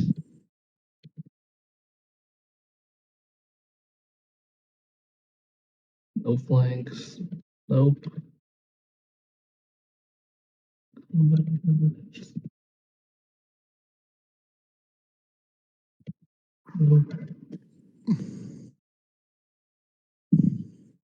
Dang. I guess 14 versus Will isn't going to do much. It is not, unfortunately. Yeah. All right, that's my turn then. Our blood hunt parasite. Things are not close to it, and it does not like it. It's not marked, so that's not as bad as I was thinking. Can't get to Echo. That's annoying. Margot, are you still invisible? You aren't, correct? I am not. I am not anymore. The end of my turn. Thing that just stabbed it with a bunch of bright light. That's the thing that's number one on the list. Frustrating. Roslyn? Yes. It attempts to spray you with blood. Go ahead, bring it. It has been brought. 29 fortitude, which is 11 psychic damage, and you are considered bloody until the end of its next turn. All right. No. I use my strike backs since it hit me to make an MBA against it. So since there's another enemy next to me, I don't get the Oath of Enmity bonus, but let's take a look at this. Still get the I get a +11 damage bonus, and that is definitely a miss. And what's his AC? Higher than 19. Yeah. Okay. Yeah. Oops. Oh well. All right. Oh wait, what's the AC? It's Fort. That's the one defense I have that isn't buffed up. Midrod, does Midrod have the Bard interrupt that gives a bonus when an ally misses? It's when you finish a turn without making an attack. Okay. Oh, then I would have second wind. Okay, whatever. Well, shoot, I forgot my. Yeah, let me double check Oh. this. That's Uh, 11 damage out. well, So 11 damage. You are also bloodied. It is going to strike against you and Margot. Mhm. So first swing is against Roslyn. You are bloodied, so it has combat advantage. 25 versus your AC, which I don't think connects. That does not hit with the bonuses I have. My AC is currently 26. Excellent. So since he is bloodied, he's going to send his second attack at you as well.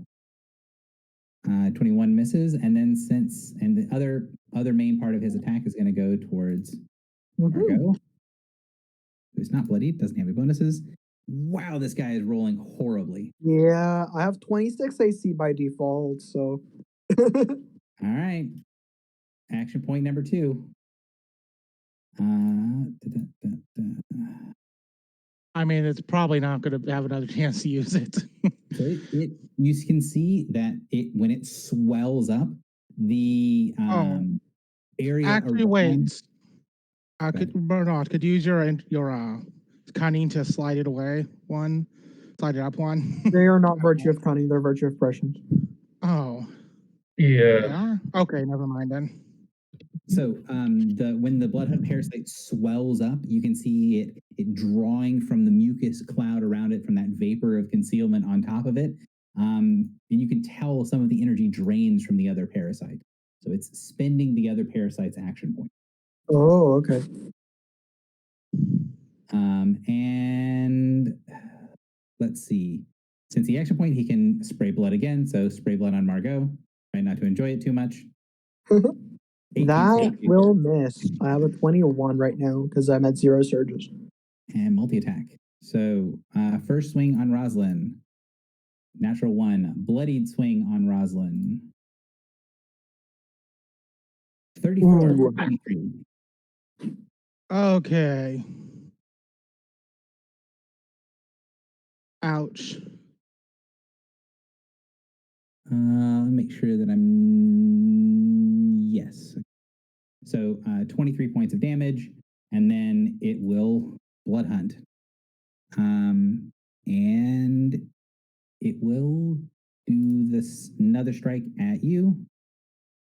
And it's slightly higher, but 18 is not enough to hit.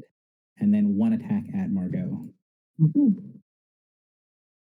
23. So miss as well. So it misses you as well.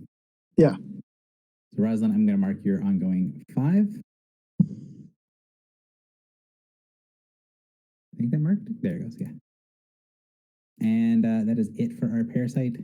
And then what I'm going to do is I'm going to take this skittering parasite's turn.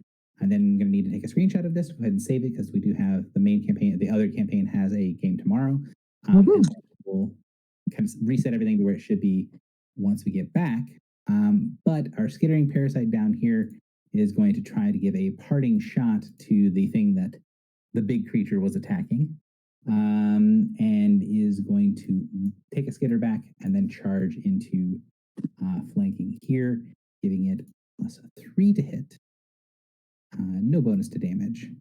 29 for 8 points of damage on Roslyn. Okay, ouch. And then that leaves us to the top of the order.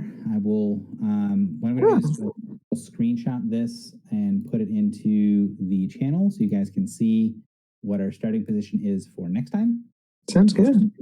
And then we will begin here next game. All right. Thank you for the session. This was awesome.